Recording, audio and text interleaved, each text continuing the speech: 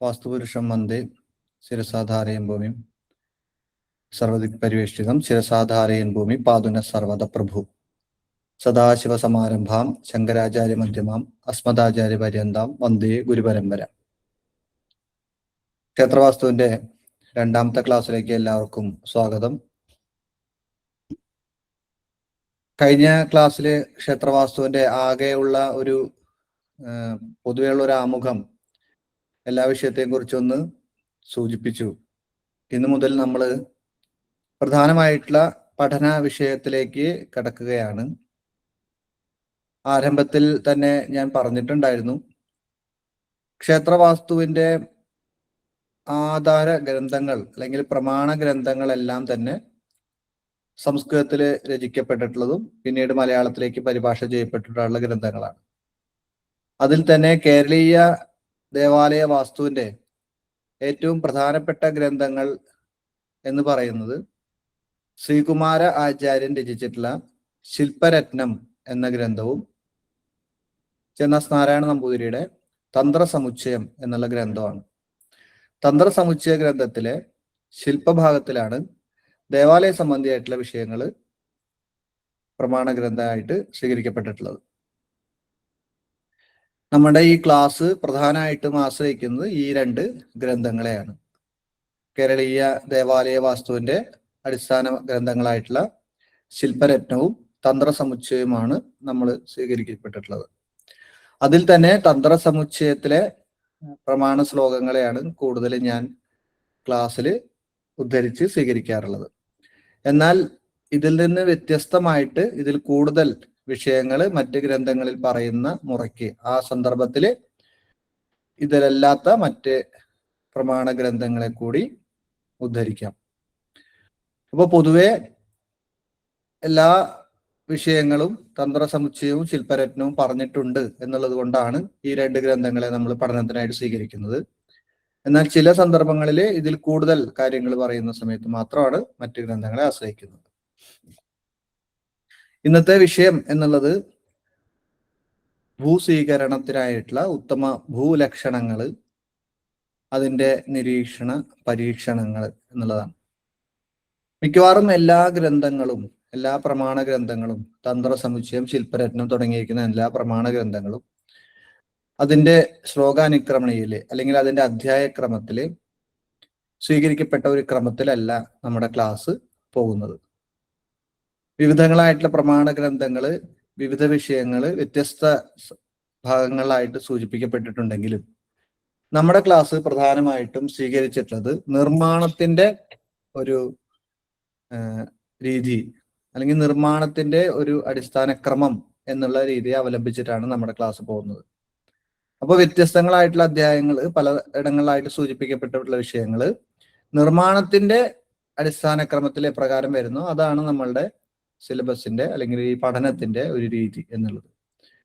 അതിന് പ്രകാരം ക്ഷേത്ര നിർമ്മാണത്തിന്റെ ആരംഭത്തിൽ ക്ഷേത്ര നിർമ്മാണത്തിന്റെ സാങ്കത്യവും അതിന്റെ സന്ദർഭവും ഞാൻ ആദ്യത്തെ ക്ലാസ്സിൽ പറഞ്ഞു. അങ്ങനെ ക്ഷേത്ര നിർമ്മാണവുമായി ബന്ധപ്പെട്ടിട്ടുള്ള ആദ്യത്തെ ചടങ്ങ് എന്നുള്ളത് ക്ഷേത്ര നിർമ്മാണത്തിന്റെ ഭൂമിയുടെ സ്വീകരണമാണ്. അതിനു മുൻപുള്ള മറ്റുള്ള ഔപചാരിക ചടങ്ങുകളൊന്നും ഞാൻ ഇവിടെ സൂചിപ്പിക്കുന്നില്ല. ഒരു ക്ഷേത്രം നിർമ്മിക്കപ്പെടണം എന്നാഗ്രഹിച്ചാൽ തദ്ദേശവാസികളെല്ലാവരും ചേർന്ന് അതിനെ ഒരു സംഘം ഉണ്ടാക്കുകയും ആ സംഘത്തിനെ ഒരു പ്രധാന ചുമതലക്കാരൻ നിശ്ചയിക്കുകയും അദ്ദേഹത്തിനെ യജമാനായിട്ട് നിശ്ചയിക്കുകയും അതോടൊപ്പം ക്ഷേത്ര ആചാര പദ്ധതിയുടെ അടിസ്ഥാന ഒരു സങ്കല്പം എന്ന രീതിയിൽ തന്ത്രിയെ നിശ്ചയിക്കുകയും ക്ഷേത്ര നിർമ്മാണത്തിന്റെ ഭാഗത്തേക്ക് വരുമ്പോൾ സ്ഥപതിയെ നിശ്ചയിക്കുകയും ആ സ്ഥപതിയെ ആചാര്യനായിട്ട് സ്വീകരിച്ച് അദ്ദേഹത്തെ ക്ഷണിച്ച് ക്ഷേത്രഭൂമിയിൽ വരുത്തുകയും നിർമ്മാണവുമായി ബന്ധപ്പെട്ടിട്ടുള്ള ക്ഷേത്രഭൂ സ്വീകരണം എന്ന ചടങ്ങിലേക്ക് പോവുകയാണ് ചെയ്യുന്നത്. അപ്പോ വാസ്തുശാസ്ത്ര പ്രകാരമുള്ള എല്ലാ നിർമ്മിതികളും കേവലം സുഖവാസ സ്ഥാനങ്ങൾ മാത്രമല്ല എന്ന് നമുക്കറിയാം. അത്തരത്തിൽ തന്നെ അത് നിർമ്മാണവുമായി എല്ലാ തരത്തിലുള്ള എല്ലാ ദർശനങ്ങളുടെയും ഒരു സമന്വയമാണ് എന്നുള്ളത് നമുക്കറിയാം. അതുകൊണ്ട് തന്നെയാണ് എല്ലാ ശാസ്ത്രങ്ങളുടെയും ദർശനങ്ങളുടെയും ആകത്തുകയായിട്ട് ഈ ശാസ്ത്രം നിലനിൽക്കുന്നത്. അതുകൊണ്ടാണ് പഴയ പ്രാചീന നിർമ്മിതികൾ, ക്ഷേത്രാദികളായിട്ടുള്ള പ്രാചീന നിർമ്മിതികൾ ഇന്നും അതിന്റെ ഔന്നത്യത്തോടു കൂടി ആഢ്യത്വത്തോടു കൂടി നിലനിൽക്കുന്നത് എന്നുള്ളത്. അതിൽ ഏറ്റവും പ്രധാനപ്പെട്ട ഒരു കാര്യം ഭൂമിയുടെ സ്വീകരണം എന്നുള്ളതാണ്. അപ്പോൾ ക്ഷേത്രഭൂമിക്കായിട്ട് സ്വീകരിക്കപ്പെടുന്ന ഭൂമി, അതിന്റെ പ്രധാനപ്പെട്ട കാര്യങ്ങൾ എന്തൊക്കെയാണ് എന്നുള്ളത് ആദ്യം ആചാര്യൻ സന്ദർശിക്കുന്ന സമയത്ത് ക്ഷേത്രത്തിന്റെ ഭൂസ്വീകരണം, ദർശനം, രൂപകൽപ്പന, അനുപാതം, നിർമ്മാണ വസ്തുക്കളുടെ സ്വീകരണം, അതിന്റെ ക്രമീകരണങ്ങൾ തുടങ്ങിയവയാണ് ഏറ്റവും ആദ്യം ശ്രദ്ധിക്കുന്നത്. അപ്പോൾ ഭൂസ്വീകരണം, അത് ദേവന്റെ ദർശനം എന്നുള്ളത് ആദ്യം തീരുമാനിക്കണം. അതിനനുസരിച്ച് കൊണ്ടാണ് രൂപകൽപ്പന വരുന്നത്. ദർശനത്തിനനുസരിച്ച് കൊണ്ടുള്ള രൂപകൽപ്പനയും അതിന് ആനുപാതികമായിട്ടുള്ള ക്രമീകരണങ്ങളുമാണ് സ്വീകരിക്കപ്പെടുന്നത്. അപ്പോൾ അതിൽ ഏറ്റവും പ്രധാനപ്പെട്ടത് ഭൂമിയുടെ തിരഞ്ഞെടുപ്പ് എന്നുള്ളതാണ്. ഭൂപരീക്ഷ അല്ലെങ്കിൽ ഭൂപരീക്ഷണം, ഭൂസ്വീകരണം എന്നെല്ലാം പല ഗ്രന്ഥങ്ങളിലായിട്ട് പറയപ്പെട്ടിട്ടുള്ള ഭൂമിയുടെ തിരഞ്ഞെടുപ്പ് എന്നുള്ളത് ഏറ്റവും ആദ്യന്തം പ്രധാനമുള്ളതുമായിട്ടുള്ള ഒരു ഘട്ടങ്ങളിൽ ഒന്നാണ്. അത് തന്നെ ഭൂമിയുടെ സ്വഭാവം, ആകൃതി, ചക്രവാതം, ജലസാന്നിധ്യം, മണ്ണിന്റെ ഗുണഗണ ധർമ്മങ്ങള് അല്ലെങ്കിൽ ദോഷങ്ങള്, അതിന്റെ പരിശോധന തുടങ്ങിയ എല്ലാം തന്നെ ഭൂസ്വീകരണവുമായി ബന്ധപ്പെട്ടിട്ടുള്ളതാണ് എന്ന് നമുക്ക് മനസ്സിലാക്കാം. അതിനായിട്ടാണ് നിരവധി വിധത്തിലുള്ള പരീക്ഷണങ്ങള്, നിരീക്ഷണങ്ങൾ, ഇതെല്ലാം തന്നെ ശാസ്ത്രഗ്രന്ഥങ്ങളെല്ലാം തന്നെ സൂചിപ്പിക്കപ്പെട്ടിട്ടുണ്ട്. അപ്പൊ ഭൂമിയുടെ ഉത്തമ ലക്ഷണങ്ങള്, അധമ ലക്ഷണങ്ങൾ അല്ലെങ്കിൽ ഭൂമിയുടെ ഉത്തമ, മധ്യമ, അധമ ലക്ഷണങ്ങള്, സ്വീകരിക്കപ്പെടുന്ന ഭൂമിയുടെ ലക്ഷണങ്ങള്, നിരസിക്കേണ്ടതും വർജിക്കേണ്ടതുമായിട്ടുള്ള ഭൂമിയുടെ ലക്ഷണങ്ങള്, ഇങ്ങനെ വിവിധ തരത്തില് ആചാര്യന്മാര് വ്യത്യസ്തത്തിലുള്ള പദ്ധതികൾ പറഞ്ഞിട്ടുണ്ടെങ്കിലും അതിൽ ഏറ്റവും പ്രധാനപ്പെട്ട ഒരു ഭൂമി സംബന്ധിക്കുന്ന ഒരു പ്രമാണം എന്നുള്ളത് ഉത്തമ ഭൂമിയുടെ ലക്ഷണങ്ങളായിട്ട് ആചാര്യന്മാർ പറഞ്ഞിട്ടുള്ളതിൽ ഏറ്റവും പ്രധാനപ്പെട്ടതായിട്ട് ഞാൻ സ്വീകരിക്കുന്നത് തന്ത്രസമുച്ചയം എന്നുള്ള ഗ്രന്ഥത്തിലെ ഒരു ശ്ലോകമാണ്. അതിൽ തന്ത്രസമുച്ചയത്തില് എവിടെയാണ് ക്ഷേത്രം നിർമ്മിക്കേണ്ടത് എന്ന് ചോദിക്കുന്ന സമയത്തെങ്കിൽ അദ്ദേഹം ശ്ലോകത്തിന് പറയുന്നത് ഇങ്ങനെയാണ്. ഞാൻ സ്ക്രീൻ ഒന്ന് ഷെയർ ചെയ്യാം, അപ്പൊ നിങ്ങൾക്ക് കൂട്ടത്തില് എൻ്റെ ആ ശ്ലോകം കൂടി ഒന്ന് വായിക്കാൻ പറ്റും. കാണുന്നുണ്ടെങ്കിൽ ഒന്ന് പറയണം. ഇനി എനിക്ക് നിങ്ങളെ കാണാൻ പറ്റില്ല, എനിക്ക് സ്ക്രീൻ കാണാൻ മാത്രമേ പറ്റുള്ളൂ. അപ്പൊ എന്തെങ്കിലും ഉണ്ടെങ്കിൽ നിങ്ങൾ ആരെങ്കിലും ഒരാളൊന്ന് മൈക്ക് ഓൺ ആക്കിയിട്ട് പറഞ്ഞാൽ.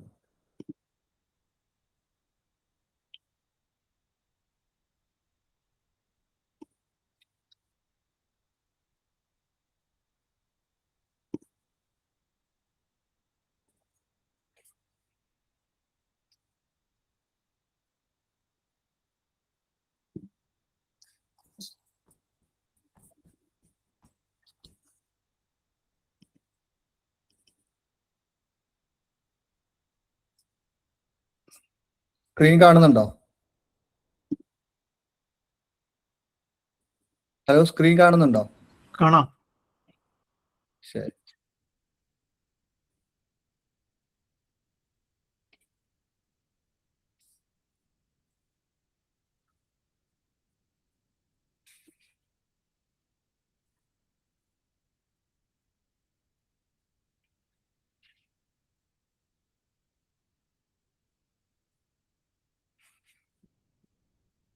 ഉചിത ഭൂമിയുടെ ലക്ഷണം തന്ത്രസമുച്ചയം ഗ്രന്ഥത്തില് പറഞ്ഞിട്ടുള്ളത് ഇപ്രകാരമാണ്. ശ്ലോകം ഞാനൊന്ന് വായിക്കാം. തന്ത്രസമുച്ചയത്തിലെ ആദ്യത്തെ അധ്യായത്തിലെ ശ്ലോകമാണ് ഞാൻ പറയാൻ പോകുന്നത്. അത് തന്ത്രസമുച്ചയത്തിലെ ആദ്യ അധ്യായത്തിലെ 4-ാമത്തെ ശ്ലോകമാണ്. തീർത്ഥാന്തേ തടിനീ തടേ ജലനിധേ സ്ഥീരേ സരിത്സംഗമേ ശൈലാഗ്രേ അദ്രിതടേ വനോപവനയോരുദ്യാനദേശേ തഥാ സിദ്ധാധ്യായതനേഷു വാ ഗുരുവരോ ഗ്രാമേ പുരേ പത്തനെ ദേശേ അന്യത്ര മനോരമേ സുരസമിജ്യായേ ക്ഷിതിം കൽപ്പയേത്. ഇതാണ് ആദ്യത്തെ ശ്ലോകം എന്ന് പറയുന്നത്. ഒന്നുകൂടി വായിക്കാം. തീർത്ഥാന്തേ തടിനീ തടേ ജലനിധേ സ്ഥീരേ സരിത്സംഗമേ ശൈലാഗ്രേദ്രിതടേ വനോപവനയോരുദ്യാനദേശേ തഥാ സിദ്ധ്യാദായതനേഷു വാ ഗുരുവരോ ഗ്രാമേ പുരേ പത്തനെ ദേശേ അന്യത്ര മനോരമേ സുരസമിജ്യായേ ക്ഷിതിം കൽപ്പയേത്. സുരസമിജ്യായെ ക്ഷിതിം കൽപ്പയേത് എന്നാണ്.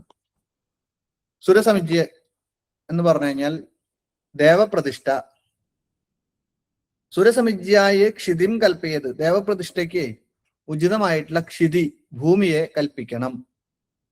എവിടെ കൽപ്പിക്കണം എന്ന് ചോദിക്കുന്ന സന്ദർഭത്തില് പറയുന്നു, തീർത്ഥാന്തേ തടിനീ തടേ. തീർത്ഥാന്തേ എന്ന് വെച്ച് കഴിഞ്ഞാൽ തീർത്ഥത്തിന്റെ അന്തത്തില് എന്ന് പറഞ്ഞാൽ സമീപത്ത് അല്ലെങ്കിൽ അറ്റത്ത് എന്നർത്ഥം. തീർത്ഥത്തിന്റെ, ഒരു തീർത്ഥ സ്ഥാനത്തിന്റെ സമീപത്ത്. തടിനീ തടേ, നദീതീരത്ത്. തടിനീ തടേ, നദിയുടെ തീരത്ത്. ജലനിധേ തീരെ, ജലനിധി എന്നാൽ സമുദ്രം, സമുദ്രത്തിന്റെ തീരത്തില്.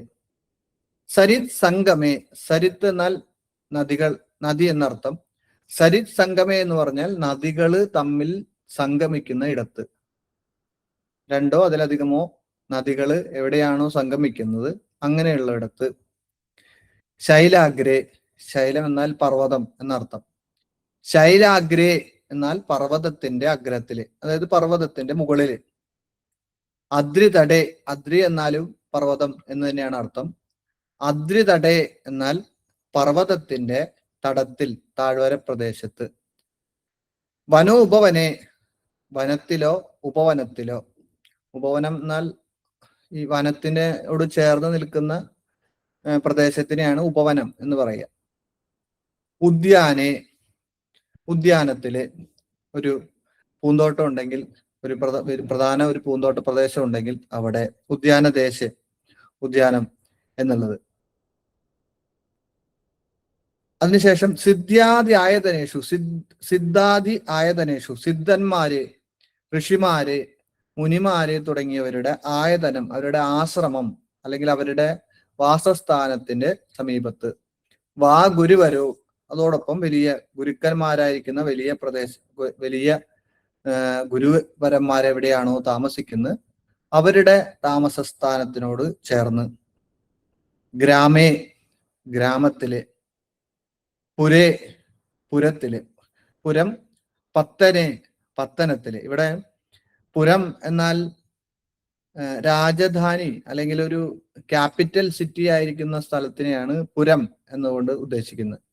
അപ്പോ ഗ്രാമത്തിലോ പുരത്തിലോ പത്തനത്തിലോ, പത്തനം എന്നാൽ പട്ടണം എന്ന് നമ്മൾ പറയുന്ന അതാണ്. പട്ടണം എന്നാൽ തുറമുഖമുള്ള നഗരത്തിനെയാണ് പട്ടണം എന്ന് പറയാ പണ്ട്. ദേശേ അന്യത്ര, അല്ലെങ്കിൽ ദേശത്ത് ദേശത്തിൽ മറ്റൊരിടത്താവാം. മനോരമേ, ഏറ്റവും മനോഹരമായിട്ടുള്ള മറ്റൊരു സ്ഥലത്ത്. സുരസമുജ്യായെ ക്ഷിതിം കൽപ്പിയത്, ദേവപ്രതിഷ്ഠയ്ക്ക് വേണ്ടി ഭൂമിയെ കൽപ്പിക്കണം എന്നാണ് ആചാര്യന്മാര് പറഞ്ഞിട്ടുള്ളത്. അപ്പോ തീർത്ഥാന്തേ തടിനേ തടേ, ജലനിധേ സ്ഥീരേ, സരിത് സംഗമേ, ശൈലാഗ്രേ അദ്രിതടേ, വനോ ഉപവനയോരുദ്യാനദേശേ തഥാ സിദ്ധാദ്യായതനേഷു വാ ഗുരുവരോ ഗ്രാമേ പുരേ പത്തനേ ദേശേ അന്യത്ര മനോരമേ സുരസമിജ്യായി ക്ഷിതിം കൽപ്പയേത് എന്നുള്ളതിന് അർത്ഥം മനസ്സിലായിട്ടുണ്ടാവും എന്ന് വിചാരിക്കുന്നു.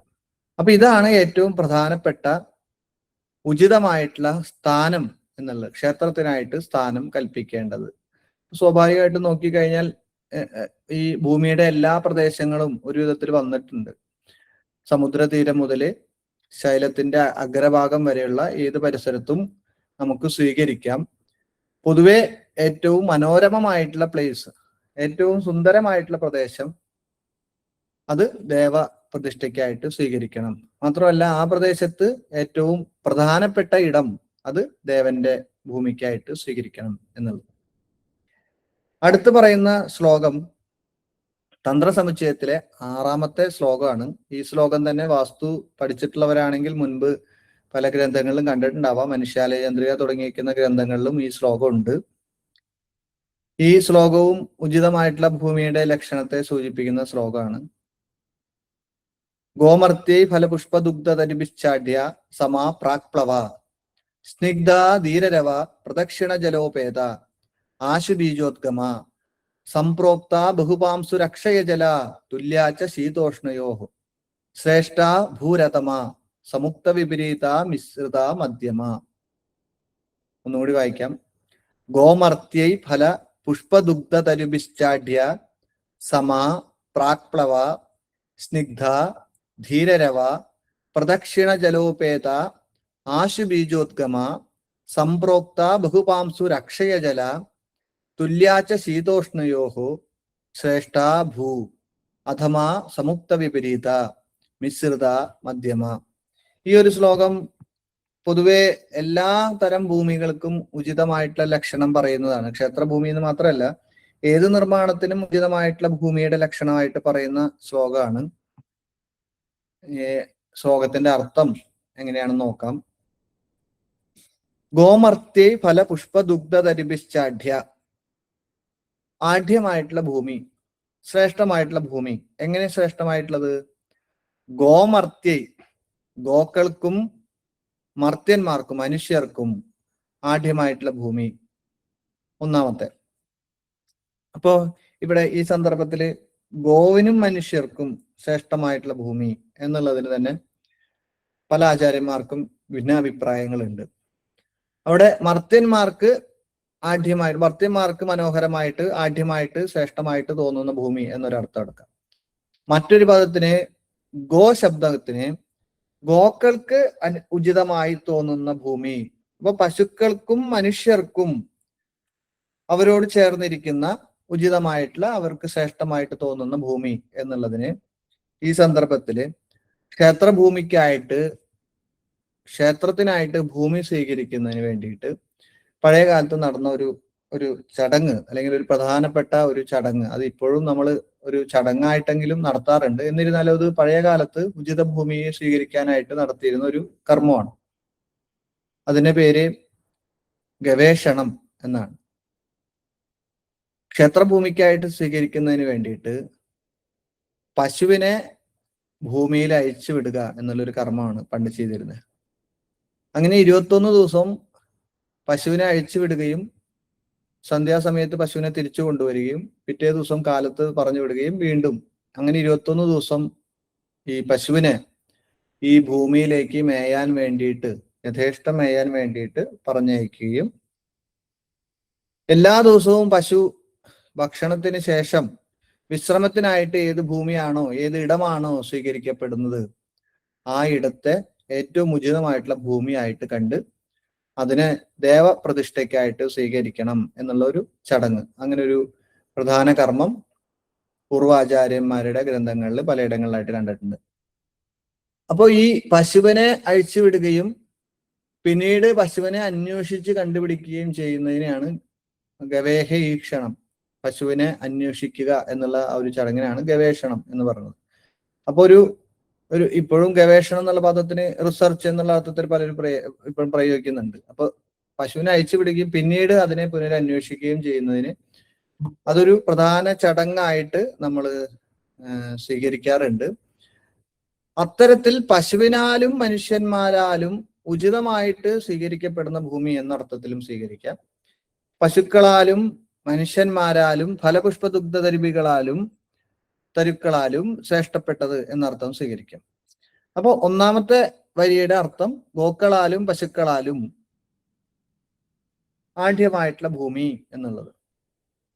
അതിനടുത്ത വരി ഫലപുഷ്പദുഗ്ധതരുഭിഹി. ഫലപുഷ്പദുഗ്ധതരുഭി, തരു എന്ന വാക്കിന് വൃക്ഷം എന്നാണ് അർത്ഥം. അപ്പൊ തരു എന്നാൽ വൃക്ഷം. എങ്ങനെയുള്ള വൃക്ഷമാണ്? ഫലപുഷ്പദുഗ്ധതരുവാണ്. ഫലങ്ങളാലും പുഷ്പം പൂക്കളാലും ദുഗ്ധം എന്നാൽ പാൽ എന്നാണ് അർത്ഥം. അപ്പം വൃക്ഷങ്ങൾക്ക് നല്ല കറയുള്ള വൃക്ഷങ്ങൾ, അതിനെയാണ് ദുഗ്ധതരു എന്ന് പറയുന്നത്. പാൽ വൃക്ഷങ്ങൾ എന്ന് പറയാം. അപ്പൊ കറയുള്ള വൃക്ഷങ്ങൾ. അപ്പൊ ഫലങ്ങളാലും അല്ലെങ്കിൽ പുഷ്പങ്ങളാലും പാൽ വൃക്ഷങ്ങളായാലും അങ്ങനെയുള്ള വൃക്ഷങ്ങളെ കൊണ്ടും ആഢ്യമായിട്ടുള്ള ഭൂമി എന്നർത്ഥം സ്വീകരിക്കണം. അപ്പൊ മനുഷ്യർക്കും മൃഗങ്ങൾക്കും സുഖകരമായിട്ട് തോന്നുന്നത്, മനുഷ്യരും ഗോക്കളും ധാരാളമായിട്ട് വസിക്കുന്നത്, ഫലങ്ങളാലും പുഷ്പങ്ങളാലും ദുഗ്ധമാലും സമൃദ്ധമായിട്ടുള്ള മരങ്ങൾ അല്ലെങ്കിൽ വൃക്ഷങ്ങൾ വളരുന്ന ഇടവും. അടുത്ത വാക്ക് സമാ പ്രാക്പ്ലവ എന്നാണ്. സമാ പ്രാക്പ്ലവ എന്നാൽ സമമായിട്ടുള്ള ഭൂമി, എന്നാൽ അല്പം പ്രാക്പ്ലവ പ്രാക് എന്നാൽ കിഴക്കോട്ട് എന്നർത്ഥം. പ്ലവ എന്നാൽ ചെരിവുള്ളത്, കിഴക്കോട്ട് ചെരിവുള്ളത്. സമമാണെങ്കിലും അല്പം കിഴക്കോട്ട് ചെരിവുള്ളത്.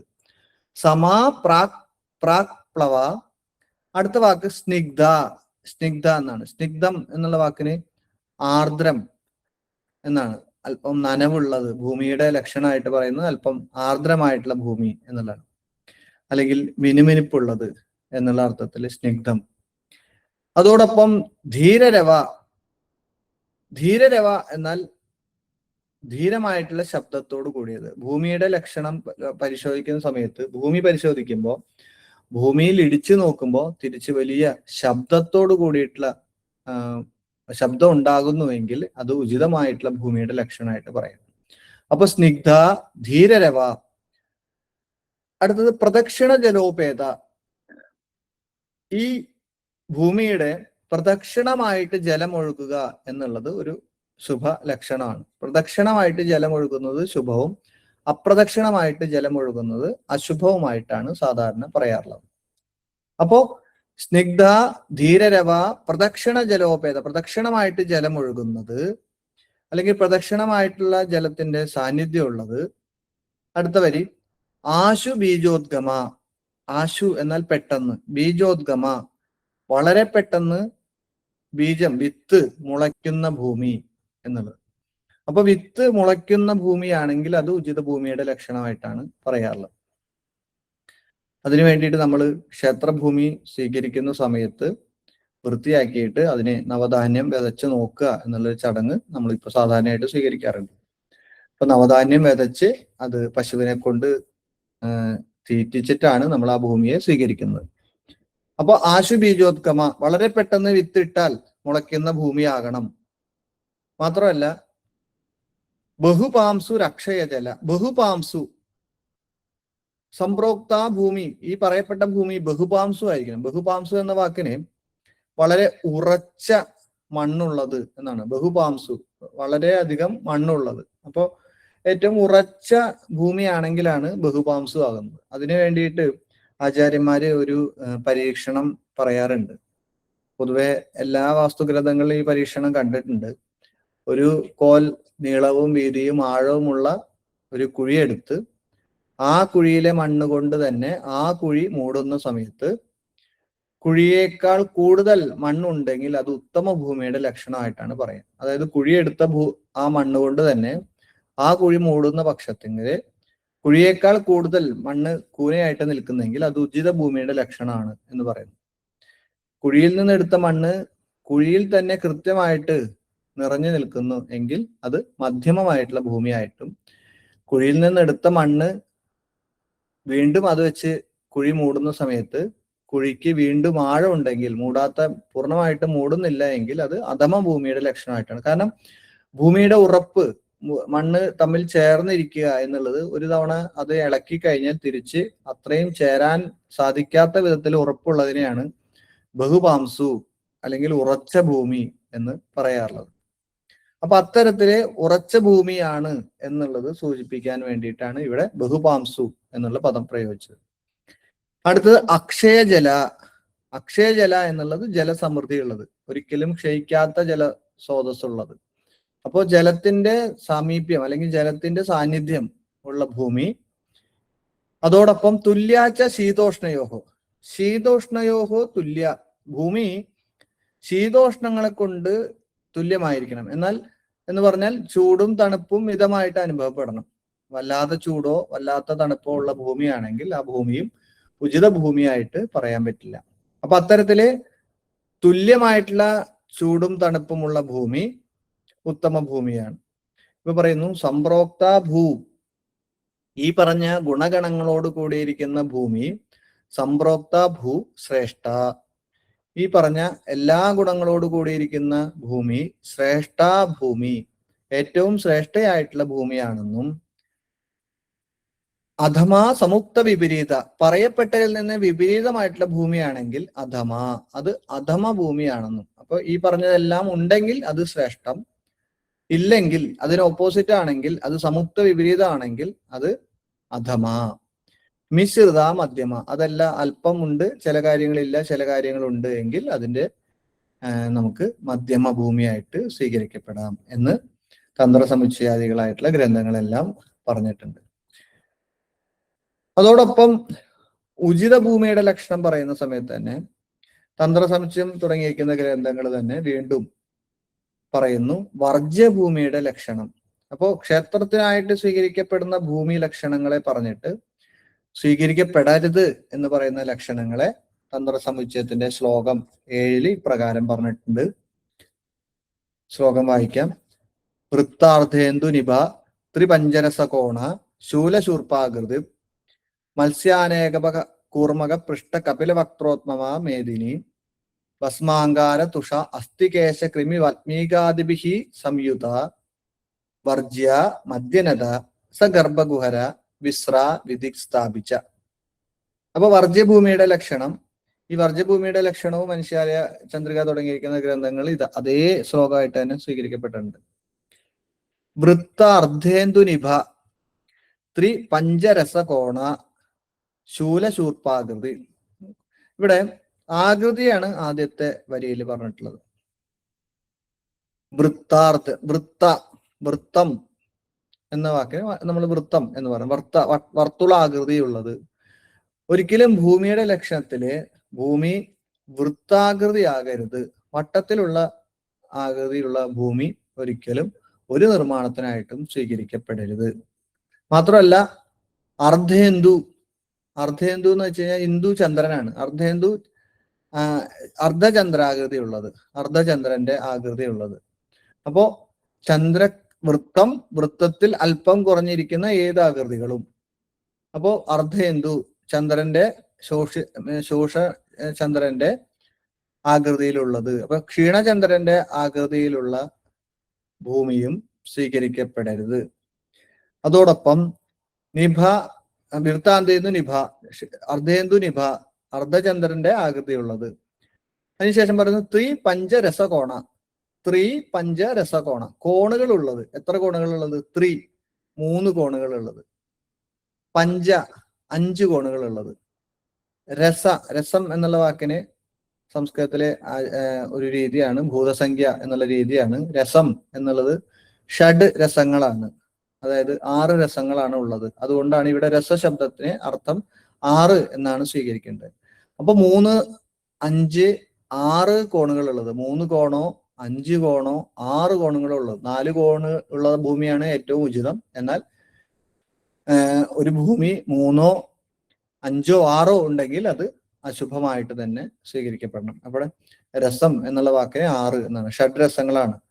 മധുരം, കഷായം, കടു, അമ്ളം, തിക്തം തുടങ്ങിയിരിക്കുന്ന 6 രസങ്ങളാണ് നമുക്കുള്ളത്. അതുകൊണ്ട് അവിടെ 6 രസങ്ങൾ എന്നുള്ള അർത്ഥത്തിലാണ് രസശബ്ദം പ്രയോഗിച്ചത്, 6 എന്നുള്ള അർത്ഥത്തിന്.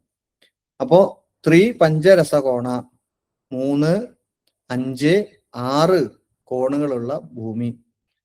അതോടൊപ്പം ശൂലശൂർപ്പാകൃതി. ശൂലം 3 കൊമ്പുകൾ ഉള്ളതിനെയാണ് നമ്മൾ ശൂലത്തിന്റെ ആകൃതി, അതായത് 3 കൊമ്പ് പോലെയുള്ള ആകൃതി ഉള്ളത്. അതോടൊപ്പം ശൂർപ്പം എന്ന വാക്കിന് മുറം എന്നാണ് അർത്ഥം. എന്നാൽ നമ്മൾ ചതുരാകൃതിയിലുള്ള മുറം അല്ല, കൊമ്പുമുറം എന്ന് പറയും നമ്മൾ. അതായത് പണ്ട് ഉപയോഗിച്ചിരുന്ന ഒരു ഭാഗം ചതുരവും മറ്റൊരു ഭാഗം കൂർത്തിരിക്കുന്ന ഒരു ആകൃതി ഉണ്ടല്ലോ, ആ ആകൃതിനെയാണ് ശൂർപ്പം എന്ന് പറയുന്നത്. അപ്പോൾ കൊമ്പുമുറം എന്ന് പറയും. നമ്മളിങ്ങനെ ഈ പഴയ കാലത്ത് കൃഷി ആവശ്യങ്ങൾക്കൊക്കെ ഉപയോഗിച്ചിരുന്ന മുറമാണ്. അപ്പോ ശൂർപ്പാകൃതി, ശൂലത്തിന്റെ ആകൃതിയും ശൂർപ്പത്തിന്റെ ആകൃതിയും ഉള്ളത്. അപ്പോ ഈ കൊമ്പൂറാണെങ്കിൽ 2 കോണാണ് ഉണ്ടാവുക. അങ്ങനെയുള്ളത് ആണെങ്കിലും അനുചിതമാണ്. മാത്രമല്ല മത്സ്യ അനേകപ കൂർമ്മ പൃഷ്ഠം, മത്സ്യത്തിന്റെ പൃഷ്ഠം പോലെ. മത്സ്യത്തിന്റെ പൃഷ്ഠമാണെങ്കിൽ 2 മുകളിലേക്ക് ഇങ്ങനെ ഉയർന്നിരിക്കും, 2 ശിഖരാണുള്ളത്. അതല്ലെങ്കിൽ ആനയുടെ പൃഷ്ഠം, ആനയുടെ പുറം പോലെ ഉരുണ്ടിരിക്കുന്ന പുറം, ആ ഭൂമിയും അത്ര നല്ലതല്ല. മാത്രമല്ല കൂർമ്മപൃഷ്ഠം, അത് ആമയുടെ പുറം പോലെ ഉയർന്നിരിക്കുന്നതും. അപ്പോൾ ആദ്യത്തെ വരി പറഞ്ഞത് കോണുകളെ സംബന്ധിക്കുന്ന ആകൃതിയെ സംബന്ധിക്കുകയാണ്. രണ്ടാമത്തെ ആ ഭൂമിയുടെ ലക്ഷണം പറയുന്നത് ഭൂമി ഉയർന്നിരിക്കുന്ന ലക്ഷണം. അപ്പൊ മത്സ്യത്തെ പോലെയും അനേകം, അതായത് അനേകപം എന്നുള്ള വാക്കിന് ആന എന്നാണ് അർത്ഥം. പലതവണ കുടിക്കുന്നു എന്നുള്ള അർത്ഥത്തിലാണ് അനേകപം എന്ന് പറഞ്ഞത്. അതായത് വെള്ളം എടുക്കുന്നു വീണ്ടും കുടിക്കുന്നു അങ്ങനെയുള്ളത്. അപ്പോ അനേകപം കൂർമ്മം, മത്സ്യം അനേകപം കൂർമ്മം, ഈ 3 പുറവും മത്സ്യത്തിന്റെയും ആനയുടെയും ആമയുടെയും പോലെ ഉയർന്നിരിക്കുന്ന ഭൂമി. അതോടൊപ്പം കപിലാ വക്ത്രോത്തമ, വക്ത്രം എന്ന വാക്കിന് മുഖം എന്നർത്ഥം. കപിലം എന്ന് വെച്ച് കഴിഞ്ഞാൽ, കപില എന്ന് പറഞ്ഞാൽ പശുവാണ്. പശുവിന്റെ മുഖം പോലെ ഉപമമായിട്ടുള്ളത്, പശുവിന്റെ മുഖം പോലെ ഇരിക്കുന്നത് മേദിനി ഭൂമി. അപ്പോ ആനയുടെ, മത്സ്യത്തിന്റെ, ആനയുടെ, ആമയുടെ പുറം പോലെ ഉയർന്നിരിക്കുന്നത്, പശുമുഖം പോലെ. പശുമുഖത്തിന്റെ ഒരു പ്രത്യേകത, ഒരു ഭാഗം ഉരുണ്ടിരിക്കും, ഒരു ഭാഗം വീതി കൂടിയിരിക്കും, മറ്റേ ഭാഗം വീതി കുറഞ്ഞിരിക്കും. അതുകൊണ്ടാണ് ഇവിടെ ആ ലക്ഷണം സൂചിപ്പിക്കാൻ വേണ്ടിയിട്ട് പശുവിന്റെ മുഖം എന്ന് പറഞ്ഞത്. അപ്പൊ പശുവിന്റെ മുഖം പോലെ ഒരു ഭാഗം വീതി കൂടിയിട്ട് മറ്റേ ഭാഗം വീതി കുറഞ്ഞിരിക്കരുത് എന്നർത്ഥം. അങ്ങനെയുള്ള ഭൂമിയുടെ ലക്ഷണം. അത് കഴിഞ്ഞ് പറയുന്നു, ഭസ്മ അങ്കാര തുഷ അസ്ഥികേശ കൃമി വൽമീകാദിഭിഹി സംയുത. ഭൂമി സ്വീകരിക്കുന്ന സമയത്ത് ഭൂമി കിളച്ചു നോക്കും നമ്മൾ, അല്ലെങ്കിൽ ഭൂമി കുഴിയെടുത്ത് നോക്കും. അതിന്റെ ഒരു പരീക്ഷ എന്നുള്ള ഇതിൽ, സോയിൽ ടെസ്റ്റ് എന്നുള്ള അർത്ഥത്തിൽ നമ്മളത് കുഴിയെടുത്ത് നോക്കും. കുഴിയെടുക്കുന്ന സമയത്ത് ഈ പറയുന്നതെല്ലാം ഉണ്ടെങ്കിൽ അത് അനുചിത ഭൂമിയുടെ ലക്ഷണമായിട്ടാണ് പറയുക. ഒന്നാമത്തെ ഭസ്മം. ഭസ്മം എന്ന് വെച്ച് കഴിഞ്ഞാല് ചാരം എന്നർത്ഥം. അങ്കാരം, അങ്കാരം എന്ന് പറഞ്ഞു കഴിഞ്ഞാൽ കരിക്കട്ടയാണ്.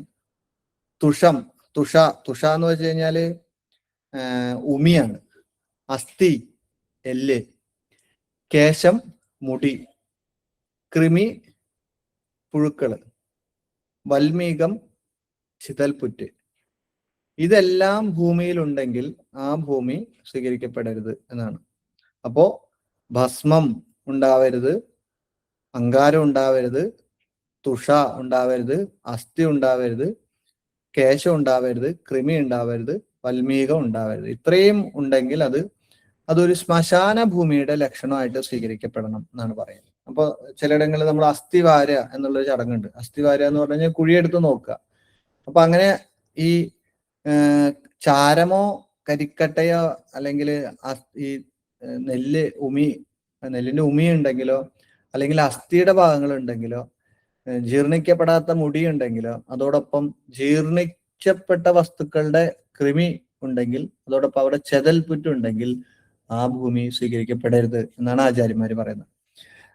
സാ ഭൂമി വർജ്യ, ആ ഭൂമിയെ വർജിക്കണം എന്നാണ്. മദ്യനത മാത്രമല്ല, മറ്റുള്ള ഒരു ഇത് പറയുന്നു, മദ്യനത, ഉൾഭാഗം കുഴിഞ്ഞിരിക്കുക.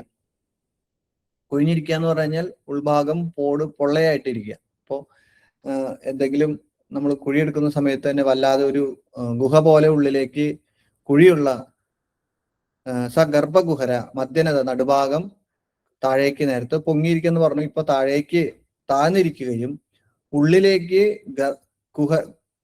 കുഹരം, ഗുഹ പോലെ, പോട് പോലെ ഉള്ളിൽ വഹിക്കുന്നത്, നമ്മൾ ഗർഭമായിട്ട് അതിൽ വഹിക്കുന്നത്, അങ്ങനെയുള്ള ഭൂമിയും സ്വീകരിക്കപ്പെടരുത്. മാത്രമല്ല വിസ്ര എന്നുള്ളത് ദുർഗന്ധമുള്ളത്, ഒരു ദുർഗന്ധത്തോടു കൂടിയ ഭൂമി.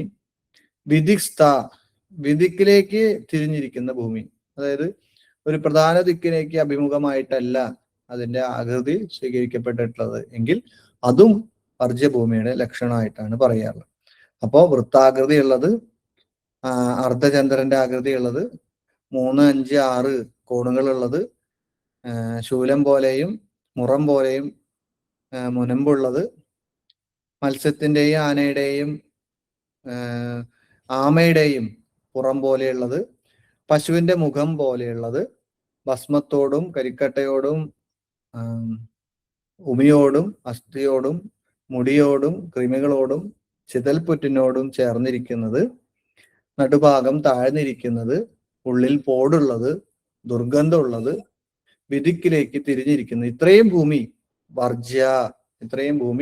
വർജിക്കണം എന്നാണ് പറയുന്നത്. അപ്പോ ഇതാണ് പൊതുവെ വർജ്യഭൂമി ലക്ഷണം. എന്നാൽ ചില സന്ദർഭങ്ങളിൽ ചിലയിടങ്ങളിൽ നമുക്ക് ഇതിലേതെങ്കിലും തരത്തിലുള്ള ആകൃതിയുടെ പ്രശ്നങ്ങൾ ഉണ്ടെങ്കിൽ, ഇപ്പൊ പൂർവോക്ത പറഞ്ഞ ലക്ഷണപ്രകാരം നമുക്ക് അത് സ്വീകരിക്കപ്പെടരുത് എന്നുള്ളതാണെങ്കിൽ പോലും വലിയ ഭൂമിയാണെങ്കിൽ അതിലേക്ക് പുനർക്രമീകരിക്കാൻ സാധിക്കുമെങ്കിൽ ആ ഭൂമി നമുക്ക് സ്വീകരിക്കാവുന്നതാണ്. അപ്പോൾ ഒരു 5 കോണുള്ള ഒരു വലിയ ഭൂമിയാണ് എങ്കിൽ അതിനെ കൃത്യമായിട്ട് ഒരു 4 കോണിലേക്ക് കൃത്യമായിട്ട് ദിക്കിലേക്ക് സ്ഥാപിക്കപ്പെടാൻ സാധിക്കുമെങ്കിൽ നമുക്ക് അങ്ങനെ പുനർക്രമീകരിക്കാൻ പറ്റുമെങ്കിൽ നമുക്ക് അങ്ങനെ ചെയ്യാം.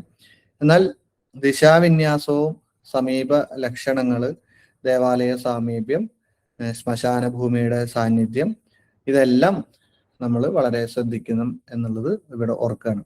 അപ്പോൾ ഭൂവ്യവസ്ഥയിൽ എപ്പോഴും പ്രകൃതിക്ഷോഭത്തിന്റെ ഒരു സാധ്യത എന്നുള്ളത് കൂടി പരിശോധിക്കണം. അത്തരത്തില് ഭൂമിയുടെ ഉറപ്പിനെ പരിശോധിച്ചതിന് ശേഷം മാത്രം ഭൂമി സ്വീകരിക്കപ്പെടണം എന്നുള്ളതാണ്.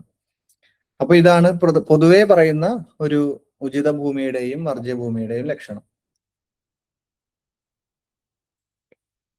ഇനി തന്ത്രസമുച്ചയത്തിലെ ഭൂപരിഗ്രഹം എന്ന വിധിപ്രകാരം ഭൂവിഭാഗങ്ങളെ ദേവതാ സങ്കല്പങ്ങൾക്ക് അനുസരിച്ചുകൊണ്ട് 4 വിധം തരംതിരിച്ച് പറയാറുണ്ട്. അത്തരത്തില് 4 വിഭാഗത്തെ നമ്മൾ 4 വ്യത്യസ്ത വിഭാഗത്തെ അതിനനുസരിച്ചുകൊണ്ട് ദേവനെ അനുസരിച്ചുകൊണ്ട് നമ്മൾ പറയാറുണ്ട്. അത് പൊതുവെ പറയുന്ന 4 വിഭാഗം സുപത്മ, ഭദ്ര, പൂർണ, ധൂമ്ര എന്നിങ്ങനെ 4 തരം ഭൂമികളെ പറ്റിയിട്ടാണ് പറയാറുള്ളത്. ആ തന്ത്രസമുച്ചയത്തിലെ ഭൂപരിഗ്രഹ വിധി പ്രകാരമുള്ള ഭൂമിയുടെ ലക്ഷണങ്ങളെ കൂടി നമുക്കൊന്ന് പരിശോധിക്കാം. ഇവിടെ പറയുന്നു, ആദ്യത്തെ ഭൂമി സുപത്മ എന്ന് പറയുന്ന ഭൂമിയുടെ ലക്ഷണമാണ് പറയാൻ പോകുന്നത്. സുപത്മയായിട്ടുള്ള ഭൂമി, സുപത്മ എന്ന് പേരുള്ള ഭൂമിയുടെ ലക്ഷണം തന്ത്രസമുച്ചയത്തിന്റെ ഗ്രന്ഥത്തില് പറയുന്ന ഇപ്രകാരമാണ്. ഇത് തന്ത്രസമുച്ചയത്തിലെ 1-ാമത്തെ അധ്യായത്തിലെ 15-ാമത്തെ ശ്ലോകമാണ്. കർപ്പൂരാഗരു നാളികേര തിലകൈർ ദർഭൈ കദംബാർജുനൈ മാലേയൈഹി ക്രമുകേഷു കേതക കുശൈഹി കുന്ദാരവിന്ദോൽപലൈഹി.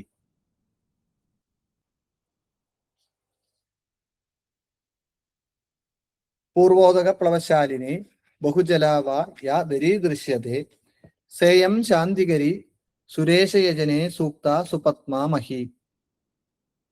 ഒന്നുകൂടി വായിക്കാം. കർപ്പൂരാഗരു നാളികേര തിലകൈർ ദർഭൈ കദംബാർജുനൈർ മാലേയൈഹി ക്രമുകേഷു കേതക കുശൈഹി കുന്ദാരവിന്ദോത്പലൈഹി പൂർവോദക പ്ലവശാലിനി ബഹുജലാവ യാ ദരീദൃശ്യത്തെ സേയം ശാന്തികരി സുരേശയജനെ സൂക്ത സുപത്മാ മഹി. പറയപ്പെട്ട ഭൂമി സുപത്മ എന്നുള്ള ഭൂമിയാണ്. സുപത്മ മഹിയാണ്. മഹി എന്നുള്ള അതിന് ഭൂമി എന്നർത്ഥം. സുപത്മ എന്നുള്ള ഭൂമിയുടെ ലക്ഷണങ്ങളാണ് പറഞ്ഞത്. ഇവിടെ ചില വൃക്ഷങ്ങളുടെ സാന്നിധ്യം അത് വെച്ചിട്ടാണ്, ഞാനൊരു ക്ലാസ്സിലാണ്, കുറച്ച് തിരക്കിലാണ്. വൃക്ഷങ്ങളുടെ സാന്നിധ്യം അതുകൊണ്ടാണ് ഈ ഭൂവിഭാഗങ്ങളെ വ്യത്യസ്തമായിട്ട് പറഞ്ഞിട്ടുള്ളത്. നമുക്ക് ഇവിടെ ഓരോ വൃക്ഷങ്ങൾ നോക്കാം. കർപ്പൂരം, അഗരു, നാളികേരം, തിലം, ദർഭ, കദംബം, അർജുനം, ഇതെല്ലാം വൃക്ഷങ്ങളുടെ പേരുകളാണ്. ഓരോ വൃക്ഷങ്ങൾ ഇപ്രകാരമാണ് പറഞ്ഞിട്ടുള്ളത്. കർപ്പൂരം, അകില്, തെങ്ങ്, തിലം, എള്ള്, ദർഭ, കദംബം, കടമ്പ്, അർജുന വൃക്ഷം, അർജുനം എന്ന് പറഞ്ഞാൽ മരുത് വൃക്ഷം, മാലേയം എന്ന വാക്കിന് ചന്ദനം എന്നർത്ഥം, ക്രമുകം എന്നാൽ കവുങ്ങ് എന്ന് പറയും, കേതകം കരിമ്പാണ്, കുശ എന്നുള്ള വൃക്ഷം അല്ലെങ്കിൽ ഒരു പ്ലാന്റ്. അതോടൊപ്പം കുന്ദാരവിന്ദോത്പലേഹി, മുല്ല, താമര, ഇത് രണ്ടും.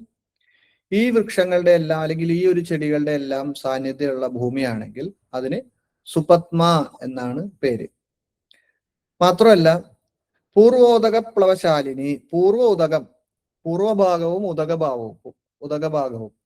പൂർവം കിഴക്കാണ്, ഉദകം എന്ന് പറഞ്ഞാൽ വടക്ക്. അപ്പൊ കിഴക്കും വടക്കും അല്പം ചെരിഞ്ഞിരിക്കുന്ന ഭൂമി. പ്ലവം എന്ന് വെച്ച് കഴിഞ്ഞാൽ അവിടേക്ക് ഒഴുകുന്ന ഭൂമി. ബഹുജലാവ ദൃശ്യത, ധാരാളം വെള്ളം എവിടെയാണോ കാണപ്പെടുന്നത് അപ്രകാരമുള്ള ഭൂമി. സേയം ശാന്തികരി സുരേഷയജനെ സൂക്ത സുപത്മാമഹി. അപ്പോ കർപ്പൂരം, അകില്, തെങ്ങ്, എള്ള്, ദർഭ, കടമ്പ്, മരുത്, ചന്ദനം, കവുങ്ങ്, കരിമ്പ്, പൂക്കൈത, കുശ, മുല്ല, താമര, കരിങ്കൂവളം തുടങ്ങിയിരിക്കുന്ന കൂടിയിരിക്കുന്ന ഭൂമിയാണെങ്കിൽ, കിഴക്കും വടക്കും താന്നിരിക്കുന്ന ഭൂമിയാണെങ്കിൽ, വേനൽക്കാലത്തും എല്ലാ സമയത്തും സദാ വെള്ളം ഉള്ള ഭൂമിയാണെങ്കിൽ ആ ഭൂമിക്ക് സുപത്മ എന്നാണ് പേര്. അവിടെ ഉള്ള ആ ഭൂമിയിൽ ദേവനെ പ്രതിഷ്ഠിച്ച് പൂജിച്ചാൽ അവിടെ സേയം ശാന്തികരി, രോഗം, അനർത്ഥങ്ങൾ, എല്ലാ തരത്തിലുള്ള ദുരിതങ്ങൾക്ക് ശാന്തി നൽകുന്ന ദേവനായിട്ട് ഭവിക്കും എന്നാണ് ആചാര്യൻ പറഞ്ഞിട്ടുള്ളത്. അപ്പോൾ സുപത്മ എന്നുള്ള ഭൂമിക്ക് ഇത്തരം ലക്ഷണങ്ങൾ പറയപ്പെട്ടിരിക്കുന്നു. ഇനി രണ്ടാമത്തെ ഭൂവിഭാഗം എന്നുള്ളത് ഭദ്ര എന്ന് പറയുന്ന ഭൂവിഭാഗമാണ്. ഭദ്ര എന്നുള്ള ഭൂമിയുടെ ലക്ഷണം ഇപ്രകാരം പറഞ്ഞിരിക്കുന്നത്: തീരം വാരിനിദേഹേ സിദ്ധാത സരിതസ്തീർത്ഥസ്യ വാ ദക്ഷിണേ വ്രീഹിക്ഷേത്ര വിചിത്രത അപ്യദിശി യജ്ഞാർഹാംഗ്രി പൈരംഗിത കീർണ പൂർണ്ണഫലപ്രസൂന തരുപി ഉദ്യാനഹൃദ്യാഭിവ ഭദ്ര സ പരിഗീയത്തെ വസുമതി പ്രീതിപ്രദായജ്ജനാം.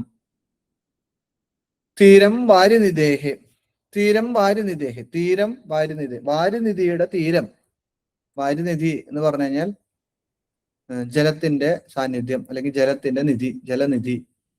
അപ്പോ ഒരു ജലസഞ്ചയത്തിന്റെ തീരം സമുദ്രമാവാം, നദിയാവാം, ഏതെങ്കിലും തീർത്ഥങ്ങളാവാം. ഇതിന്റെ സമീപത്തായിരിക്കുന്ന ഭൂമി, ആ ഭൂമിയാണ് ഇവിടെ പൊതുവെ ഭദ്ര എന്ന അർത്ഥം കൊണ്ട് എന്ന പേരുകൊണ്ട് സൂചിപ്പിക്കുന്നത്. മാത്രമല്ല സിദ്ധാത സരിത തീർത്ഥസ്യവ, വാരിനിധി സമുദ്രത്തിന്റെ തീരം, അതോടൊപ്പം സരിത തീർത്ഥസ്യവ, സരിത്ത് നദിയുടെ തീർത്ഥം, ഏതെങ്കിലും തീർത്ഥത്തിന്റെ ഒരു പുണ്യതീർത്ഥത്തിന്റെ സമീപത്ത്. ദക്ഷിണേ വ്രീഹിക്ഷേത്ര വിചിത്രത, ദക്ഷിണ ഭാഗത്ത്, ഈ ഭൂമിയുടെ ദക്ഷിണ ഭാഗത്ത്, തെക്ക് ഭാഗത്തായിട്ട് വ്രീഹിക്ഷേത്രം, ഈ ക്ഷേത്രം എന്ന് വെച്ച് കഴിഞ്ഞാൽ നെൽവയൽ എന്നർത്ഥം. നെൽവയൽ വിചിത്രത, നെൽവയൽ ധാരാളമായിട്ട് കാണപ്പെടുന്ന പ്രദേശം. അപ്പോ ഒരു ഏതെങ്കിലും ഒരു ജലസഞ്ചയത്തിന്റെ സമീപത്തോ തെക്ക് ഭാഗത്ത് ധാരാളം കൃഷിഭൂമി ഉള്ളതോ, അതോടൊപ്പം അപ്യദിശി യജ്ഞാർഹാംഗൈ പൈരങ്കിത, അപ്യദിശി, അപ്യദിശി എന്ന് വെച്ച് കഴിഞ്ഞാല് ജലത്തിന്റെ ദിശ, വരുണ ദിശയാണ്. അപ്പ് എന്നുള്ള വാക്കിന് ജലം എന്നർത്ഥം. അപ്പൊ പടിഞ്ഞാറ് വരുണ ഭാഗത്ത് യജ്ഞാർഹം, യജ്ഞത്തിന് അർഹമായിട്ടുള്ളത്, യാഗങ്ങൾക്കോ യജ്ഞങ്ങൾക്കോ ഉപയോഗിക്കുന്ന അംഗ്രി പൈരങ്കിത, പൊതുവെ യാഗയജ്ഞ ഹോമാദികൾക്ക് ഉപയോഗിക്കുന്ന വൃക്ഷങ്ങൾ കാണപ്പെടുന്ന പ്രദേശം. ആ പ്രദേശത്തിന് അതോടൊപ്പം കീർണ പൂർണ്ണഫല പ്രസൂന തരുവി ഉദ്യാനഹൃത്യാഭിവ, ധാരാളം പൂർണ്ണമായിട്ടുള്ള ഫലങ്ങളോട് കൂടിയിട്ടുള്ള ഫലങ്ങള്, പുഷ്പങ്ങൾ, പ്രസൂനം പുഷ്പങ്ങള്, ഇത്തരത്തിലുള്ള വൃക്ഷങ്ങൾ, തരിഭി ഉദ്യാനം, തരുഭിഹി വൃക്ഷങ്ങളോട് കൂടെയുള്ള ഉദ്യാനം. അപ്പൊ ധാരാളം ഫലപുഷ്പങ്ങള് നിറഞ്ഞു നിൽക്കുന്ന വൃക്ഷങ്ങളുടെ ഉള്ള ഉദ്യാനം പോലെ മനോഹരം, ഉദ്യാനം പോലെ മനോഹരം, ഉദ്യാന ഹൃദ്യാഭിവ, ഉദ്യാനം പോലെ മനോഹരമായിരിക്കുന്ന ഭൂമി. ആ ഭൂമിക്ക് പേര് ഭദ്ര സ പരിഗീയത, ആ ഭൂമിയെ ഭദ്ര എന്ന പേരിലാണ് പറയപ്പെട്ടിട്ടുള്ളത്. വസുമതി പ്രീതിപ്രദ, അങ്ങനെയുള്ള ആ ഭൂമി പ്രീതിപ്രദ യജ്ജനാം, യജനത്തിനായിട്ട്, അതായത് ആരാധനയ്ക്കായിട്ട് വളരെ പ്രീതിപ്രദ, നമുക്ക് ആരാധന ചെയ്താൽ അഭീഷ്ടങ്ങളെല്ലാം പ്രീതിയെ ഉണ്ടാക്കുന്നു, നമുക്ക് സർവാഭീഷ്ട സിദ്ധിയെ ഉണ്ടാക്കുന്ന ഭൂമിയാണ് എന്ന് പറയാം. അപ്പോ ആ ഭൂമി ഭദ്ര എന്നുള്ള ഭൂമിയാണ്. അപ്പോൾ ഒരു പൊതുവെ പറഞ്ഞാൽ ഒരു ജലസാന്നിധ്യത്തിന്റെ അടുത്തുള്ളത് എന്ന് പറഞ്ഞാൽ ഏറ്റവും താഴെയുള്ള ഒരു പ്രദേശത്തിനെയാണ് സൂചിപ്പിക്കുന്നത്. അപ്പൊ ജലസാന്നിധ്യമുള്ള ഭൂമി, ആ ഭൂമിക്ക് പേര് ഭദ്ര എന്നാണ്. മൂന്നാമത്തെ വിഭാഗം പൂർണ്ണ എന്നുള്ള ഭൂമിയാണ്. പൂർണ്ണ എന്നുള്ള ഭൂമിയുടെ ലക്ഷണം ഇപ്രകാരമാണ് പറഞ്ഞിട്ടുള്ളത്. പ്രക്ഷ നെഗ്രോധ നിംബാർജുന ബഹുളകുലാസനാശോക നിഷ്പാവാങ്കോൽ മാലേർമതി ചമ്പക തിലകതിരേഹി ഗോത്രവൈർമുദ്രിതാവ ഭൂമിരഭൂതരാധീശ്വര ശിഖരഗത പാർശ്വസംസ്ഥാധവാദ്രൈഹി പൂർണ്ണ സാ പുഷ്ടിദാത്രി സുരനിലയ സമാകൽപ്പനെ സ്വൽപതോയ. അപ്പൊ സ്വൽപതോയ ഭൂമി, വളരെ കുറച്ച് ജലസാന്നിധ്യമുള്ള ഭൂമിയാണ് പൂർണ്ണ എന്ന് പറയുക. ജലസാന്നിധ്യം കുറവായിരിക്കുന്ന ഭൂമിക്ക് പൂർണ്ണ എന്നാണ് പേര്. അതിന്റെ ലക്ഷണങ്ങളാണ് ഈ ശ്ലോകത്തിൽ പറഞ്ഞിട്ടുള്ളത്. ഇവിടെ ചില വൃക്ഷങ്ങളുടെ സാന്നിധ്യം തന്നെ പറഞ്ഞിട്ടുള്ളത്. പ്ലക്ഷം നെഗ്രോധം നിംബം അർജുനം ബകുളം കുലം ആസന അശോകം നിഷ്പാവാങ്കൽ മാങ്കോലേർ മാലതി ചമ്പകം തിലം ഗതിരം. ഇതെല്ലാം വൃക്ഷങ്ങളുടെയും സാന്നിധ്യമുള്ളത്. ആ വൃക്ഷങ്ങളുടെ സാന്നിധ്യമുള്ള ഭൂമി സ്വൽപതോയ ലക്ഷണത്തിന്റെ ഭൂമിയാണ്. അല്പതോയായി അല്പ ജലം അല്ലെങ്കിൽ സ്വല്പം മാത്രം ജലം സൂക്ഷിക്കുന്ന ഭൂമിയാണ്. ആ ഭൂമിയിലാണ് ഈ വൃക്ഷങ്ങളെല്ലാം നമുക്ക് സാധാരണയായിട്ട് കാണാൻ സാധിക്കും.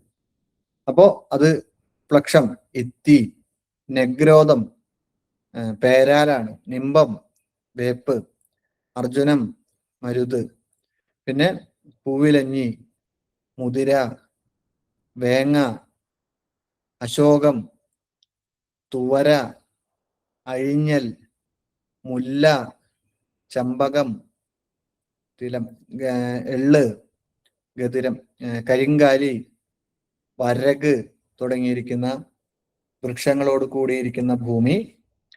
മാത്രമല്ല ഭൂമിരഭൂതരാശി അധീശ്വര ശിഖരഗത. ഭൂമിരഭൂതരാശീശ്വര, ഭൂമിയുടെ അധിപനായിരിക്കുന്ന ഏതെങ്കിലും വലിയ പർവ്വതത്തിന്റെ മുകളിലോ അല്ലെങ്കിൽ അധീശ്വര ശിഖരഗത അതിന്റെ ശിഖരങ്ങളിലോ പാർശ്വ സംസ്ഥാധവ അല്ലെങ്കിൽ പാർശ്വഭാഗങ്ങളിലോ ആയിട്ടുണ്ടെങ്കിൽ ആ ഭൂമിക്കും ഇത് പൂർണ്ണ എന്നാണ് നാമധേയം. അപ്പോ അദ്രിയുടെ സമീപ പ്രദേശത്ത് അല്ലെങ്കിൽ അദ്രിയുടെ ശിഖരങ്ങളില് അല്ലെങ്കിൽ അദ്രിയില് ഒരു പർവ്വത പ്രദേശത്തിനെ സ്വാഭാവികമായിട്ടും സൂചിപ്പിക്കുന്ന പേര് പൂർണ്ണ എന്നുള്ള ഭൂമിയാണ്. ഇപ്പൊ നേരത്തെ നമ്മൾ പറഞ്ഞു, ഇപ്പൊ 3 വിധത്തിലുള്ള ഭൂമി പ്രദേശങ്ങൾ പറഞ്ഞു. ഒരു പർവ്വത പ്രദേശം, ഒരു ഇടപ്രദേശം, അതിനുശേഷം ഒരു ജലസാന്നിധ്യം അല്ലെങ്കിൽ ഒരു തീരപ്രദേശം എന്ന് പറയാം. ഈ 3 ഭൂമിയിലും ദേവനെ വെച്ച് അല്ലെങ്കിൽ പ്രതിഷ്ഠിച്ച് ആരാധിക്കാനായിട്ട് സാധിക്കും. ഇത്തരത്തില് പൂർണ്ണ എന്ന പേരുള്ള ഭൂമിയിൽ അത് അല്പം ജലസമൃദ്ധി കുറഞ്ഞതാണ്. സ്വാഭാവികമായിട്ടും പർവ്വത പ്രദേശത്ത് എന്നുള്ള അർത്ഥത്തില് ജലസമൃദ്ധിയെ അല്പം കുറഞ്ഞിരിക്കുന്ന ഭൂമിയില് അവിടെ ദേവനെ പ്രതിഷ്ഠിച്ചാൽ സുരനിലയം സമാകൽപ്പനെ, അങ്ങനെയുള്ള സ്ഥലത്ത് സുരനിലയം ദേവന്റെ ആലയത്തെ കൽപ്പന ചെയ്തു കഴിഞ്ഞാൽ അവിടെ എന്തുണ്ടാവും? സാ പുഷ്ടിദാത്രി, അവിടെ എല്ലാ തരത്തിലുള്ള പുഷ്ടി ഉണ്ടാവും.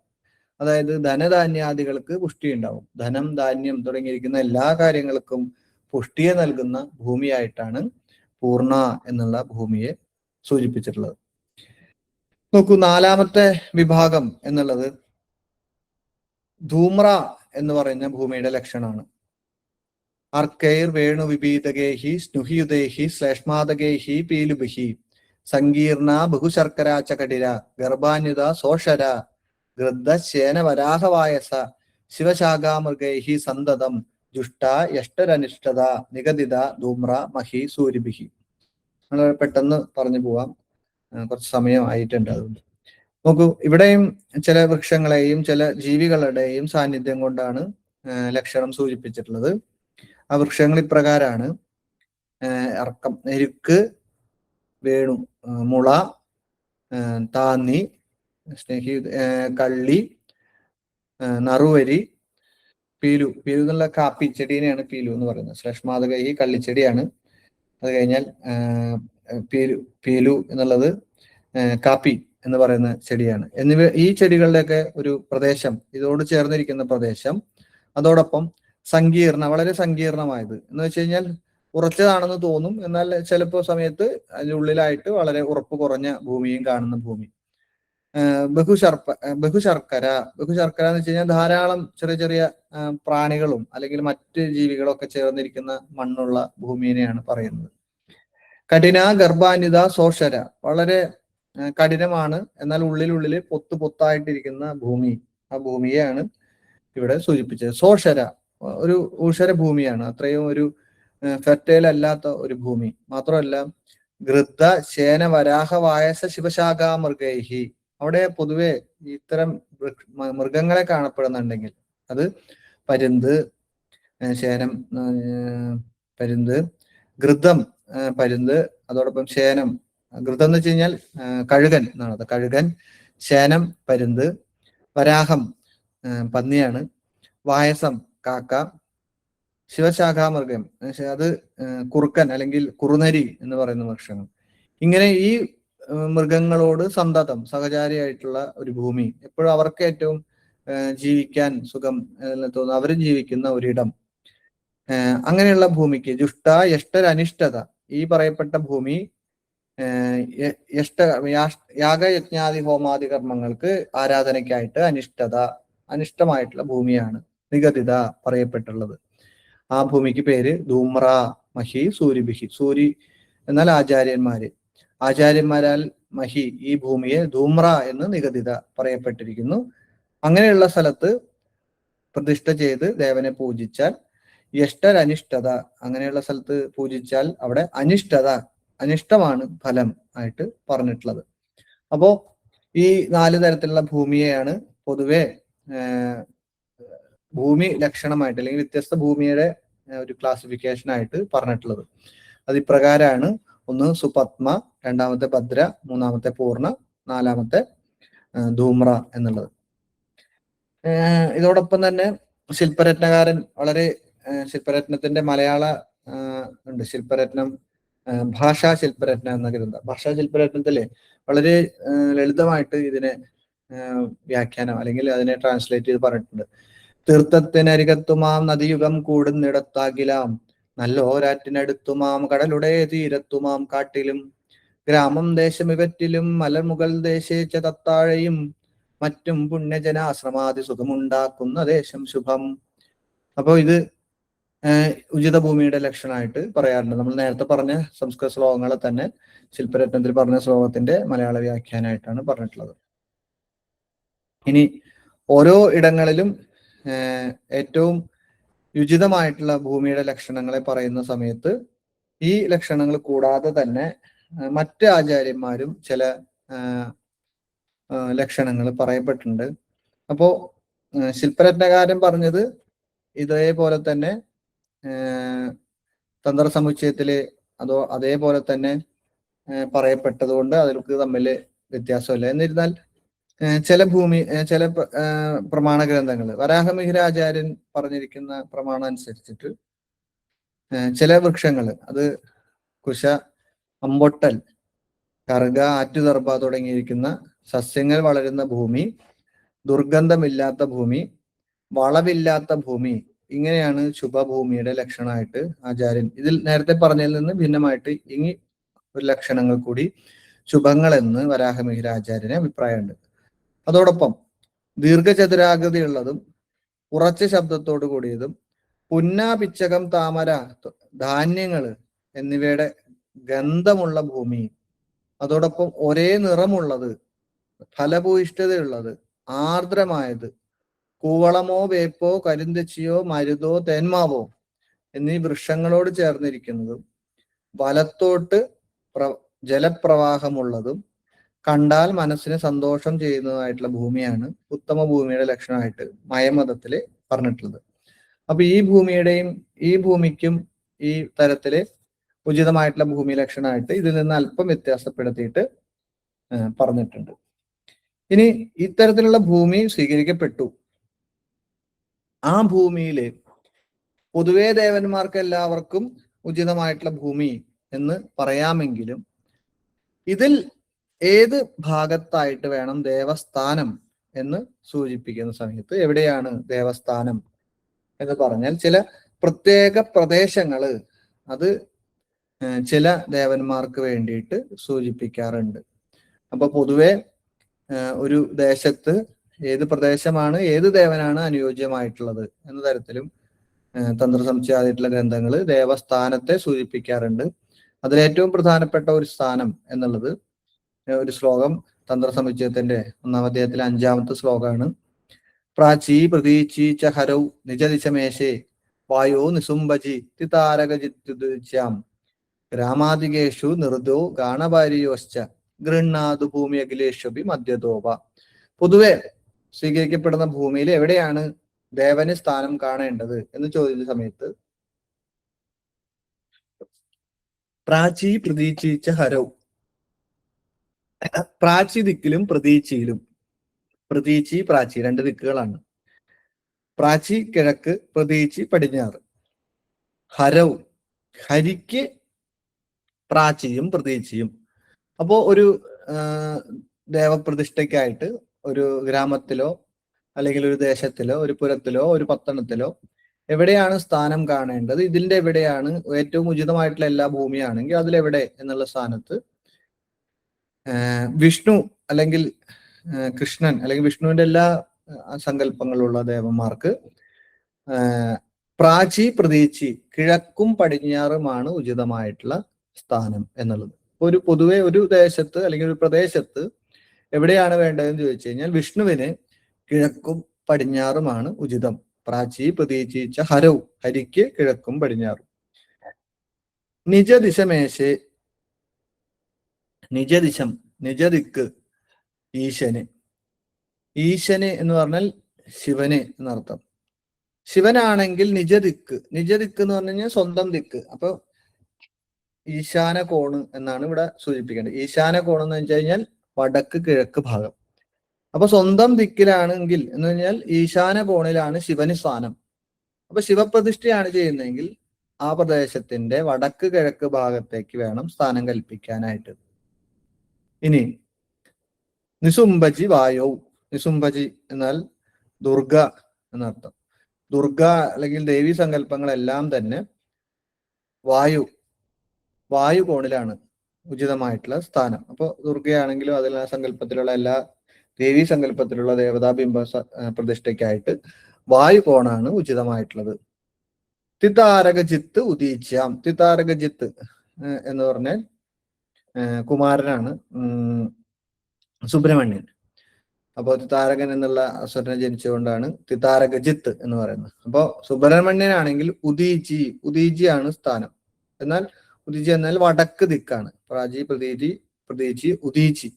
ഉദീചി എന്നാൽ വടക്ക് ദിക്കാണ്. അപ്പൊ വടക്ക് ദിക്കിലേക്കാണ് സുബ്രഹ്മണ്യന്റെ സ്ഥാനം. ഇനി ഗ്രാമാതികേഷു നിർദോ, നിർദി എന്ന് പറയുന്ന ദിക്ക്. നിർദി ദിക്ക് എന്ന് പറഞ്ഞു കഴിഞ്ഞാൽ സാധാരണയായിട്ട് പറയാം തെക്ക് പടിഞ്ഞാറ് ഭാഗമാണ്. തെക്ക് പടിഞ്ഞാറ് ഭാഗത്തിനെയാണ് നിർദികോൺ എന്ന് പറയുന്നത്. അപ്പോ ഗ്രാമാദികളിലോ അല്ലെങ്കിൽ ദേശത്തോ പുരത്തിലോ പട്ടണത്തിലോ എവിടെയാണെങ്കിലും അവിടെ ഗ്രാമം തുടങ്ങിയവയുടെ നിർദി ദിക്ക് തെക്ക് പടിഞ്ഞാറേ ഭാഗത്താണ് ഗണപ ആര്യയോശ്ച. ഗണപ എന്ന് വെച്ച് കഴിഞ്ഞാൽ ഗണപതി. ഗണപഹ എന്ന് പറഞ്ഞാൽ ഗണപതി, ഗണത്തിന്റെ പാലകൻ ആയിട്ടുള്ള ഗണപതി. ആര്യയോശ്ച, ഗണപതി ആര്യ 2 പേർക്കും. ആര്യയോശ്ച അവർക്ക് 2 പേർക്കും, ഗണപതിക്കും ആര്യ ശബ്ദത്തിന് അയ്യപ്പൻ അല്ലെങ്കിൽ ശാസ്താവ് എന്നുള്ള അർത്ഥമാണ് ഉപയോഗിക്കുന്നത്. അപ്പോ ആര്യനെ, അയ്യപ്പനെ, അതോടൊപ്പം ഗണപതി ഇവർക്ക് 2 പേർക്കും നിർദികോണിലാണ് പ്രതിഷ്ഠാസ്ഥാനം. അപ്പൊ സ്വാഭാവികമായിട്ടും ക്ഷേത്രത്തിന്റെ ഏറ്റവും ഉചിതമായിട്ടുള്ള സ്ഥാനം ഇവർക്ക് 2 പേർക്കും നിർദികോണിലാണ്. ഇനി ഗൃഹാതു ഭൂമി അഖിലേഷഭി മധ്യതോവ. ഇത് കൂടാതെ എല്ലാവർക്കും അഖിലേഷഭി എല്ലാ ദേവന്മാർക്കും ഗ്രാമത്തിന്റെ മധ്യഭാഗത്തായിട്ടും സ്ഥാനം കൽപ്പിക്കാനാണ്. ഇപ്പൊ ഒരു പ്രദേശത്തിന്റെ ഏറ്റവും മധ്യത്തിലായിട്ട് ദേവപ്രതിഷ്ഠയ്ക്ക് സ്ഥാനം കൽപ്പിക്കാം. അതല്ലെങ്കിൽ ഇത്തരത്തിലുള്ള ഓരോ പ്രത്യേക സ്ഥാനവും സ്വീകരിക്കപ്പെടണം എന്നുള്ളതാണ്. അപ്പോ ഈ ക്രമം അനുസരിച്ച് കൊണ്ടാണ് നമ്മള് ദേവസ്ഥാനം കൽപ്പിക്കുന്നതും അല്ലെങ്കിൽ ഉപാലയ സ്ഥാനം കൽപ്പിക്കുന്നതും എന്ന് ശ്രദ്ധിക്കണം. അപ്പൊ അത്തരത്തില് ഒരു ദേവന്റെ ഉപദേവന്മാരായിട്ട് വരികയാണെങ്കിലും അവർക്കും ഈ സ്ഥാനം തന്നെ സ്വീകരിക്കപ്പെടണം എന്നുള്ളത്.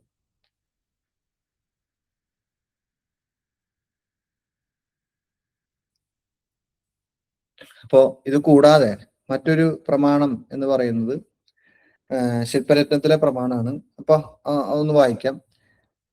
ദേവാലയങ്ങൾ പലവും പണി ചെയ്യുക മധ്യേ ഗ്രാമാതികേഷു ശിവനെങ്കിൽ അത് ഈശകോണിൽ മാതൃക്കൾ തെക്ക് നിർദോ ഗണനായകൻ.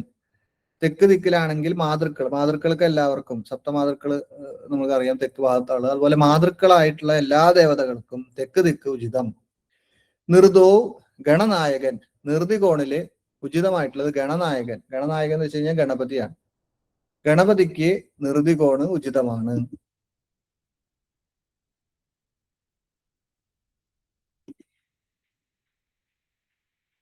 അതോടൊപ്പം നിർദോ ഗണനായകൻ താൻ അയ്യപ്പനും, അതോടൊപ്പം അയ്യപ്പനും അത് തന്നെ സ്ഥാനം. തതനു കാളിയും അത്ര യോഗ്യം, കാളിയാണെങ്കിലും ഈ സ്ഥാനം ഉചിതമാണ് എന്ന് ശില്പരത്നം പറയുന്നു. പൂർവേബിവ പശ്ചിമോ അത വിഷ്ണു, പൂർവത്തിലും പശ്ചിമത്തിലും കിഴക്കിലും പടിഞ്ഞാറിലും വിഷ്ണുവിന്. ശ്രീ ഷൺമുഖൻ വൈശ്രവണൻ വടക്കും, ഷൺമുഖനും വൈശ്രവണനും കുബേരനും വടക്ക്. ബ്രഹ്മാവുതൻ ഭാര്യ നടുപ്രദേശ്, ബ്രഹ്മാവിന്റെ ഭാര്യ നടുപ്രദേശത്ത് എന്ന് പറഞ്ഞാൽ സരസ്വതിക്ക് ഉചിതമായിട്ടുള്ളത് മധ്യഭാഗത്താണ്. കാർത്യായനി ചെതതു വായുകോണിൽ, കാർത്യായനി ദേവികൾക്ക് എല്ലാം വായുകോണിൽ. ഗോശാലയിൽ കൃഷ്ണൻ അതെങ്കിൽ അഗ്നവ് കൊള്ളാം. ഗോശാല കൃഷ്ണന് അഗ്നികോണിലാവാം. ഉപദേവന്മാരുടെ സ്ഥാനം പറയുകയാണെങ്കിൽ ഗോശാല കൃഷ്ണന് അഗ്നികോണിലാവാം. കൊള്ളാം വടക്കും, അല്ലെങ്കിൽ വടക്ക് ഭാഗത്തും ഗോശാലകൃഷ്ണന് ഉപദേവനായിട്ട് സ്ഥാനം കൽപ്പിക്കാം. നിർദോ വിശേഷാൽ, അല്ലെങ്കിൽ തെക്ക് പടിഞ്ഞാറേ മൂലയിലും സ്വീകരിക്കാം. ജ്യേഷ്ഠയ്ക്ക് ജ്യേഷ്ഠാ ഭഗവതിക്ക് വായുകോണാണ് ഉചിതം. വരുണേ വടക്കും, വരുണദിക്കിലും വടക്കും ആവാം എന്ന് പറഞ്ഞാൽ വായുകോണിലാവാം, വരുണദിക്ക് പടിഞ്ഞാറാവാം, വടക്കാവാം. അപ്പൊ വടക്ക് പടിഞ്ഞാറ്, വടക്ക് പടിഞ്ഞാറ് ഈ മൂന്ന് ദിക്കിലും ജ്യേഷ്ഠാ ഭഗവതിക്ക് സ്ഥാനം. അതോടൊപ്പം മാതൃക്കളും കാളിയുമാം വടക്ക്. അപ്പൊ മാതൃക്കൾക്ക് കാളിക്കും വേണമെങ്കിൽ വടക്ക് പ്രദേശത്തും സ്ഥാനം കൽപ്പിക്കും. അപ്പൊ നേരത്തെ പറഞ്ഞപ്പോ മാതൃക്കള് എന്ന് പറഞ്ഞത് തെക്ക് ഭാഗത്തായിരുന്നു, ഇപ്പൊ പറയുന്നു മാതൃക്കൾക്ക് വടക്ക് ഭാഗത്ത്. അപ്പൊ രണ്ടും വ്യത്യാസമുണ്ട് എന്ന് മനസ്സിലാക്കണം. തെക്ക് ഭാഗത്തും വടക്ക് ഭാഗത്തും സപ്തമാതൃക്കളുടെ സാന്നിധ്യം ഉണ്ട്. തെക്ക് ഭാഗത്തുള്ള സപ്തമാതൃക്കള് ദക്ഷിണ ദിക്കിൽ ഉള്ളതാണ്. വടക്ക് ഭാഗത്തുള്ളത് ഉത്തര മാതൃക്കളാണ്. അപ്പൊ ദക്ഷിണ മാതൃക്കൾക്കും സ്ഥാനമാണെങ്കിൽ തെക്ക് ഭാഗത്തും, ഉത്തര മാതൃക്കൾക്ക് സ്ഥാനം വടക്ക് ഭാഗത്തുമാണ്. ലക്ഷ്മീശ സൂര്യോപി കിഴക്ക് വേണം. സൂര്യക്ഷേത്രമാണ് നിർമ്മിക്കുന്നതെങ്കിൽ അത് കിഴക്ക് ഭാഗത്താണ് ഏറ്റവും ഉചിതമായിട്ടുള്ളത്. അപ്പൊ ഇതാണ് പൊതുവെ സാധാരണയായിട്ട് പറയാം. അപ്പൊ വിഷ്ണുവിന് കിഴക്ക് പടിഞ്ഞാറ്, സുബ്രഹ്മണ്യനും കുബേരനും വടക്ക് ദിക്ക്, സരസ്വതിക്ക് മധ്യഭാഗം, ദുർഗയ്ക്ക് ദേവിക്കെല്ലാം വായുകോണ്, ഗോശാലയിൽ കൃഷ്ണനാണെങ്കിൽ അഗ്നികോണ്, വടക്ക് ഭാഗം നിർദികോണ്, ജ്യേഷ്ഠാ ഭഗവതിക്ക് വായുകോണ്, പടിഞ്ഞാറ് വടക്ക്, ക്ഷേത്രപാലന് ഈശാനകോണ്, വടക്ക് കിഴക്ക് എന്നീ ദിക്കുകളും കൊള്ളാം. മാതൃക്കൾക്കും കാളിക്കും വടക്ക് ഭാഗത്തുമാകാം. വിഷ്ണുവിനും സൂര്യനും കിഴക്ക് ദിക്ക് ഏറ്റവും ഗുണകരമായിട്ടുള്ളത്. അപ്പൊ ഇതെല്ലാം പൊതുവെ നമ്മൾ ഇങ്ങനെ സ്ഥാനം പറയുമെങ്കിലും ഇവരുടെ സങ്കല്പം അനുസരിച്ചുകൊണ്ട്, നമ്മളുടെ ദേവതാ സങ്കല്പത്തിനനുസരിച്ചുകൊണ്ട് നമുക്ക് സ്ഥാനം കൽപ്പിക്കുകയും ചെയ്യാവുന്നതാണ്. അപ്പൊ പൊതുവെ ഇതാണ് നമ്മളുടെ ദേവപ്രതിഷ്ഠാ സ്ഥാനങ്ങൾ. ഈ ദേവപ്രതിഷ്ഠാ സ്ഥാനങ്ങൾക്ക് അനുസരിച്ചുകൊണ്ട് നമുക്ക് ഉചിതമായിട്ടുള്ള ഭൂമി ലക്ഷണത്തെ സ്വീകരിച്ചുകൊണ്ട് ഭൂമിയെ പരിഗ്രഹം ചെയ്യുക എന്നുള്ളതാണ് അടുത്ത ചടങ്ങ്. അപ്പോൾ ഉചിതമായിട്ടുള്ള ഭൂമിയെ സ്വീകരിക്കണം. ആ ഉചിതമായിട്ടുള്ള ഭൂമിക്ക് അനുയോജ്യമായിട്ട് നമുക്ക് ആ ഭൂമി സ്വീകരിക്കുന്ന ചടങ്ങ് അതും കൂടി ഇന്ന് പറഞ്ഞിട്ട് പോകാൻ തോന്നുന്നു. ആ ചടങ്ങിനെ ഭൂപരിഗ്രഹം എന്നാണ് പറയാറുള്ളത്. ഭൂപരിഗ്രഹം എന്ന വാക്കിനെ ഭൂമിയെ പരിഗ്രഹിക്കുക, ഭൂമിയെ സ്വീകരിക്കുക എന്നാണ് അർത്ഥം. അപ്പോൾ ആ ചടങ്ങ് സാധാരണയായിട്ട് ചെയ്യുന്നത് ഭൂമി കണ്ട് ഉചിതമായിട്ടുള്ള ഭൂമിയുടെ ലക്ഷണങ്ങൾ വെച്ച് പരിശോധിച്ച് സ്വീകരിക്കപ്പെട്ടു. എപ്രകാരമാണ് സ്വീകരിക്കുന്നത് എന്ന് പറയുന്ന സമയത്തെങ്കില് സാധാരണയായിട്ട് ആചാര്യൻ ആ ഭൂമിയിൽ പ്രവേശിച്ച് ആയുധങ്ങളെല്ലാം പൂജിച്ചെടുത്ത് ആ ആയുധങ്ങൾ കൊണ്ട് അവിടെയുള്ള ചെടികളെല്ലാം ഒന്ന് വെട്ടി നീക്കി ഭൂമിയെ ഉഴുത് ധാന്യങ്ങൾ വിതച്ച് ഭൂമിയെ നിരപ്പാക്കി ഉഴുത് നിരപ്പാക്കി ധാന്യങ്ങൾ വിതയ്ക്കണം എന്നുള്ളതാണ്. അപ്പൊ ആചാര്യൻ ആ ഭൂമിയിലേക്ക് പ്രവേശിക്കുകയും തന്റെ ആയുധങ്ങളെല്ലാം പൂജ ചെയ്ത് അവിടെയുള്ള ചെടികളെല്ലാം വെട്ടി വൃത്തിയാക്കി ഉഴുത് അതിൽ നവധാന്യം വിതച്ച്, ഇപ്പൊ ഇതെല്ലാ പരീക്ഷണങ്ങളെ കൊണ്ടും ഈ ഭൂമിയെ സ്വീകരിക്കപ്പെടണം. മാത്രമല്ല ദിക്കുകളെയും കൂടി അറിയണം. അപ്പോ ദിക്കുകളെ അറിയുന്നതിന് വേണ്ടിയിട്ടാണ് ശംഖുസ്ഥാപനം തുടങ്ങിയിരിക്കുന്ന ചടങ്ങുകളെല്ലാം പറഞ്ഞിട്ടുള്ളത്. ഇപ്പൊ പ്രാചീന കാലത്ത് നമ്മൾ ഇന്ന് കാണുന്ന കുറ്റിയടി എന്നുള്ള ചടങ്ങിന്റെ ഒരു പ്രാഗ്രൂപം അത് ശംഖുസ്ഥാപനമാണ്. അപ്പൊ ദിക്കിനെ അറിയുന്നതിന് വേണ്ടിയിട്ടാണ് പണ്ട് ശംഖുസ്ഥാപനം ചെയ്തിരുന്നത്. അത്തരത്തില് ദിക്കിനെ അറിഞ്ഞ് കിഴക്ക് പടിഞ്ഞാറ് തെക്ക് വടക്ക് മാർക്ക് ചെയ്ത് അത് കൃത്യമായിട്ടുള്ള സ്ഥാനം കൽപ്പിച്ച് അതിനെ അറിഞ്ഞ് അത്തരത്തില് ശംഖുസ്ഥാപനത്തിലൂടെയോ, ഇന്നത്തെ കാലത്താണെങ്കിൽ നമുക്ക് കുറച്ചും കൂടി എളുപ്പമാണ്, അത് കൃത്യമായിട്ട് അതിന്റെ ഒരു ദിക്കിനെ അറിഞ്ഞിട്ട് അവിടെ ക്ഷേത്രഭൂമി എത്ര ആവശ്യമുണ്ടോ അത്രയും ഭൂമി അളന്നെടുക്കണം. അപ്പോൾ ഒരു സങ്കല്പത്തിലെ ഒരു ഭൂമി സ്വീകരിക്കുന്ന മാത്രമല്ല ആ ക്ഷേത്രത്തിന് എത്ര ഭൂമി വേണം എന്ന ആചാര്യന് ഒരു കണക്കുണ്ടാവും. അപ്പൊ അവിടെ ചെയ്യാൻ പോകുന്ന ക്ഷേത്രത്തിന്റെ വലിപ്പത്തിനനുസരിച്ചുകൊണ്ട് അതിന്റെ മഹാമര്യാദയോളം ചെന്ന് നിൽക്കുന്ന അത്രയും ഭൂമിയെ അളന്ന് എടുത്തിട്ട് അത് പ്രതിഷ്ഠയ്ക്ക് വേണ്ടിയിട്ട് സ്വീകരിക്കുക എന്നുള്ളതാണ് പൊതുവെ ആചാര്യൻ ചെയ്യുന്ന ഒരു ചടങ്ങ്. അപ്പോ എങ്ങനെയാണ് ആചാര്യൻ ആ ഒരു ചടങ്ങ്? അപ്പൊ ഈ വൃത്തിയാക്കി ഉഴുത് അവിടെ നവധാന്യം വിതച്ച് അത് പശുവിനെ കൊണ്ട് തീറ്റിച്ച് അതിനുശേഷമാണ് ആ ഭൂപരിഗ്രഹം എന്നുള്ള ഒരു ചടങ്ങ്.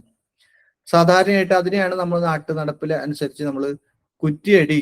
ഇപ്പൊ ശംഖുസ്ഥാപനം പണ്ട് ദിക്ക് നിർണയത്തിന് വേണ്ടിയിട്ടുള്ള ശംഖുസ്ഥാപനമാണ്. പക്ഷെ ഇപ്പോൾ ഇത് ഭൂപരിഗ്രഹത്തിന് വേണ്ടിയിട്ടുള്ള ശംഖുസ്ഥാപനമാണ് അടുത്ത ചടങ്ങ് എന്നുള്ളത്. അത് ചെയ്യുന്നത് എല്ലാ ദേവന്മാർക്കും പുന്നമരമോ അല്ലെങ്കിൽ കരിങ്കാലിയോ അല്ലെങ്കിൽ ദേവദാരുവോ അല്ലെങ്കിൽ കറയുള്ള വൃക്ഷത്തിന്റെ ഒരു കുറ്റി ഉണ്ടാക്കി അതിനെ പറയാറുള്ളത് സാധാരണയായിട്ട് 9 കുറ്റികളാണ് കുറ്റിയടിക്കായിട്ട് സ്വീകരിക്കുന്നത്. പ്രധാനപ്പെട്ട ഒരു കുറ്റിയും മറ്റ് അഷ്ടദിക്കുകൾക്ക് വേണ്ടിയിട്ട് 8 കുറ്റികളും ഉണ്ടാക്കിയിട്ടാണ് നമ്മൾ ഭൂപരിഗ്രഹം എന്നുള്ള ചടങ്ങ് ചെയ്യാറുള്ളത്. അപ്പോ അതിന്റെ നീളം എന്ന് പറയുന്നത് 1 കോലായിരിക്കണം എന്നാണ് ആചാര്യന്മാരുടെ അഭിപ്രായം. കുറ്റിയുടെ നീളം എന്നുള്ളത് 1 കോലായിരിക്കണം. അതിന് 6 അങ്കുലം ചുറ്റും ഉണ്ടാവണം. വട്ടം നോക്കിക്കഴിഞ്ഞാൽ അതിനൊരു 6 അങ്കുലത്തിന്റെ ഉള്ളില് ഒരു ചുറ്റുള്ള ഒരു 9 കുറ്റികളെ ഉണ്ടാക്കി അത് ആചാര്യൻ പൂജിച്ച് കിഴക്കോട്ട് നോക്കി പ്രാസാദ മധ്യത്തിലാണ് കുറ്റി അടിക്കുന്നത്. ഇപ്പോൾ സാധാരണയായിട്ട് ഈ കുറ്റിയടി എന്നുള്ള ചടങ്ങ് പല പ്രദേശത്തും മനുഷ്യാലയങ്ങൾക്ക് ഭിന്ന രീതികളാണ് സ്വീകരിക്കുന്നത്. മിക്കവാറും എനിക്ക് തോന്നുന്നു കുറേയധികം പ്രദേശങ്ങളിൽ അത് തെക്ക് പടിഞ്ഞാറ് മൂലയിലാണ് സാമാന്യമായിട്ട് നമ്മൾ കുറ്റിയടി സ്ഥാനം കാണാറുള്ളത്. ക്ഷേത്ര വാസ്തുവിന് എന്നാൽ നേരെ തിരിച്ചാണ്. അവിടെ പ്രാസാദ മധ്യത്തിലാണ് ആദ്യത്തെ കുറ്റി സ്ഥാപിക്കുന്നത്. അതായത് ദേവന്റെ സ്ഥാനത്താണ് നമ്മൾ കുറ്റി അടിച്ചിട്ട് പ്രാസാദ മധ്യത്തിൽ നിന്ന് പിന്നീട് കിഴക്ക് മുതൽ ഈശാനകോണ് വരെ ക്രമത്തില് ദിക്ക് പാലകന്മാർക്ക് കുറ്റി അടിച്ചിട്ടാണ് ഈ ഭൂമിയെ സ്വീകരിക്കുന്നത്. അപ്പൊ കിഴക്ക് എന്ന് പറഞ്ഞു കഴിഞ്ഞാൽ മധ്യത്തിൽ നിന്ന് കിഴക്കോട്ട്, പിന്നീട് തുടർന്ന് തെക്ക് കിഴക്ക്, തെക്ക് പടിഞ്ഞാറ്, വടക്ക് പടിഞ്ഞാറ്, വടക്ക് കിഴക്ക്, ഇത്രയും ദിക്കുകളിലേക്കുള്ള കുറ്റികൾ അടിച്ച്, അപ്പോ ഈ പ്രധാന കുറ്റി മധ്യത്തിലും മറ്റ് ഈശകോൺ മുതലുള്ള മറ്റ് 8 ദിക്കിലേക്കായിട്ട് 8 കുറ്റി അടിച്ച് ഈ മധ്യത്തിൽ നിന്നുള്ള ഒരു നൂൽബന്ധം അത് മധ്യത്തിലുള്ള കുറ്റിയിൽ നിന്ന് ചുറ്റിയെടുത്തുന്ന ഒരു നൂല് അത് 3 ഇഴയോട് കൂടിയ നൂലാവണം എന്നാണ് ആചാര്യന്മാരുടെ പ്രമാണം. 3 ഇഴയോട് കൂടിയിട്ടുള്ള നൂല് 2 തവണ ഈ 8 കുറ്റിയിലും ചേർത്ത് ബന്ധിക്കണം എന്നാണ് ഭൂപരിഗ്രഹം എന്നുള്ള ഒരു ചടങ്ങിന്റെ ഒരു രീതി. അപ്പോൾ മധ്യത്തിലുള്ള കുറ്റിയിൽ നിന്ന് കിഴക്കോട്ട് ഒരു ചുറ്റി, വീണ്ടും മധ്യത്തിൽ നിന്ന് വീണ്ടും കിഴക്കോട്ട് വീണ്ടും ഒരു ചുറ്റി, അങ്ങനെ 2 ചുറ്റി ഈ നൂൽബന്ധം കൊണ്ട് ഈ ഭൂമിയെ പരിഗ്രഹിക്കുക എന്നുള്ളതാണ് തന്ത്രസമുച്ചയം തുടങ്ങിയിരിക്കുന്ന ഗ്രന്ഥങ്ങളുടെ ഭൂപരിഗ്രഹം എന്നുള്ള ചടങ്ങിനെ പറഞ്ഞിട്ടുള്ളത്. മാത്രമല്ല ഈ ഭൂമി സ്വീകരിക്കപ്പെട്ടാൽ തന്നെ അതിനെങ്ങനെയാണ് ശുദ്ധീകരിക്കേണ്ടത് എന്നുകൂടി ആചാര്യന്മാർ പറഞ്ഞിട്ടുണ്ട്. അപ്പൊ ഈ പ്രകാരം വിധിയാവണ്ണം സ്വീകരിക്കപ്പെട്ടെന്ന ഭൂമിയിൽ അതിനെ ശുദ്ധി ചെയ്യണം. അപ്പൊ ശുദ്ധി ചെയ്യുന്നതിനായിട്ട് ക്ഷേത്രം നിൽക്കാൻ പോകുന്ന ഭൂമിയെ പൂർണ്ണമായിട്ടും മണ്ണെടുത്ത് മാറ്റിയിട്ടാണ് ശുദ്ധി ചെയ്യുന്നത്. അപ്പോൾ ദേവപ്രതിഷ്ഠ ചെയ്യുന്ന ദേവാലയം, അതായത് ശ്രീകോവിൽ നിൽക്കുന്ന അത്രയും ഭാഗം പൂർണ്ണമായിട്ട് മണ്ണെടുത്ത് മാറ്റും. എത്ര മണ്ണെടുത്ത് മാറ്റണം എന്ന് ചോദിച്ചു കഴിഞ്ഞാൽ അത് ഉറച്ച ഭൂമി ഉറപ്പ് വരുന്നിടത്തോളം വരെ, അതല്ലെങ്കിൽ വെള്ളം കാണുന്ന അത്രയും താഴ്ചയിൽ, അതല്ലെങ്കിൽ ഏറ്റവും കുറഞ്ഞത് ഒരാൾ പ്രമാണത്തിനോടൊപ്പം ഒരാൾ പൊക്കത്തോളമോ അത്രയും ഭൂമി മണ്ണെടുത്ത് മാറ്റി ശുദ്ധമാക്കിയിട്ട് പിന്നീട് വേണമെങ്കിൽ നിർമ്മാണത്തിന് അനുയോജ്യമായിട്ട് ഷഡാധാര പ്രതിഷ്ഠയിലൊക്കെ പോകുന്നുണ്ടെങ്കിൽ അതിനനുയോജ്യമായിട്ട് ബാക്കിയുള്ള ഭൂമിയെ ശുദ്ധമായിട്ടുള്ള മണ്ണ്, നിർമ്മാണം വരാത്ത ഭൂമിയെ ശുദ്ധമായിട്ടുള്ള മണ്ണ് കൊണ്ട് വീണ്ടും നിറയ്ക്കാം. പക്ഷെ ശുദ്ധമായിട്ട് കുഴിയെടുത്ത ഭൂമിയിലാണ് വാസ്തു ഹോമാദികളായിട്ടുള്ള അല്ലെങ്കിൽ വാസ്തുബലി തുടങ്ങിയിരിക്കുന്ന കർമ്മങ്ങൾക്കെല്ലാം സ്വീകരിക്കപ്പെടേണ്ടത്. അങ്ങനെയുള്ള അവിടെ ആ സ്വീകരിക്കപ്പെടുന്ന ഭൂമിയിൽ അവിടെ ശുദ്ധി ചെയ്ത് അവിടെ അതിന്റെ വടക്ക് കിഴക്ക് ഭാഗത്തായിട്ടാണ് വാസ്തു പൂജ എന്നുള്ളത് ചെയ്യുന്നത്. അപ്പൊ ദേവപ്രതിഷ്ഠയ്ക്ക് ആരംഭത്തിലെ ഈ ഭൂമി സ്വീകരിക്കുക, ഭൂപരിഗ്രഹം ചെയ്ത് ആ ഭൂപരിഗ്രഹം ചെയ്ത ഭൂമിയിലെ വൃത്തിയായി എന്ന് വെച്ചാൽ മണ്ണെല്ലാം മാറ്റി വൃത്തിയാക്കിയിട്ട് അതിനെ ഒരു ക്ഷേത്രഭൂമിയായിട്ട് സങ്കല്പിച്ച് അതിനെ അല്പം വടക്ക് കിഴക്കോട്ട് നീക്കി അവിടെ കളമിട്ട് അവിടെ വാസ്തു ബലി ചെയ്തിട്ടാണ് ഭൂമിയെ സ്വീകരിക്കുന്നത്. അതിനുശേഷമാണ് നിർമ്മാണത്തിന്റെ ആരംഭം എന്നുള്ളത്. ഇതാണ് പൊതുവെയുള്ള ഭൂമിയുടെ ലക്ഷണങ്ങളും അതോടൊപ്പം ഭൂമിക്ക് അനുയോജ്യമായിട്ടുള്ള ദേവന്മാരുടെ സ്ഥാനവും ഭൂപരിഗ്രഹവും എന്നുള്ളത്. ഇതിന്റെ എല്ലാത്തിന്റെയും അവസാനത്തെ 2 ശ്ലോകങ്ങൾ ഞാൻ വായിച്ചിട്ടില്ല, അത് നിങ്ങൾക്ക് നോട്ടിലുണ്ടാവും, വായിക്കുക. അടുത്ത ക്ലാസ്സിൽ നമുക്കതൊന്ന് വേണമെങ്കിൽ ആർക്കെങ്കിലും സംശയമാണെങ്കിൽ വായിക്കാം, അല്ലെങ്കിൽ ഇപ്പോൾ വായിക്കണമെങ്കിൽ ഇപ്പോൾ വായിക്കാം. ഇപ്പൊ സമയം വൈകിയത് കൊണ്ടാണ്. പുന്നാഗൈ തരുഭവാൻ കരമിതാ തത്പാദനാഹാൻ ദൃഢാൻ ശംഖുവൻ പ്രാഗതനോ അസ്ത്രമന്ത്രമഹിതാൻ മധ്യാദി സർവാന്തിമം കൃത്വാ കൽപ്പിത സാലസീപ്നി പരിതഃ ശംഖുദി സംവേഷ്ടിത ന്യായേന പ്രവിസാര സൂത്രമപി ഗൃണ്ണാതു ക്ഷിതിം സർവതഃ എന്നാണ് ശ്ലോകം. അതിലൊരു കാര്യം പറയാൻ വിട്ടുപോയി. അവിടെ അസ്ത്രമന്ത്രമഹിതാൻ എന്നുള്ള വാക്കുണ്ട്. അസ്ത്രമന്ത്രമഹിതാൻ എന്ന് വെച്ച് കഴിഞ്ഞാൽ അസ്ത്രമന്ത്രം കൊണ്ടാണ് ബന്ധിക്കുന്നത്. അസ്ത്രമന്ത്രം എടുത്തിട്ട് അതിന്റെ ആ മന്ത്രം കൊണ്ടാണ് നമ്മൾ ഈ ഒരു ബന്ധനം ചെയ്യേണ്ടത്, ഈ ശംഖുക്കളെ അതായത് കുറ്റികളെ ബന്ധനം ചെയ്യേണ്ടത് എന്ന് ആചാര്യൻ പറഞ്ഞിട്ടുണ്ട്. അപ്പൊ ഇത്തരത്തിലാണ് ഉചിതമായിട്ടുള്ള ഭൂമിയുടെ ലക്ഷണവും ഉചിതമായിട്ടുള്ള ദേവന്റെ സ്ഥാനവും അതോടൊപ്പം ഭൂപരിഗ്രഹവും എന്നുള്ളത്. ഈ വിഷയത്തിൽ എന്തെങ്കിലും സംശയം ഉണ്ടെങ്കിൽ നിങ്ങൾക്ക് ഇപ്പൊ ചോദിക്കാം. അതുമായി ബന്ധപ്പെട്ട സംശയങ്ങൾക്ക് വേണ്ടിയിട്ട് നമുക്ക് കുറച്ച് സമയം തരാം. അത് കഴിഞ്ഞാൽ അടുത്ത ക്ലാസ്സിൽ നമുക്ക് അടുത്ത വിഷയം സംസാരിക്കാം.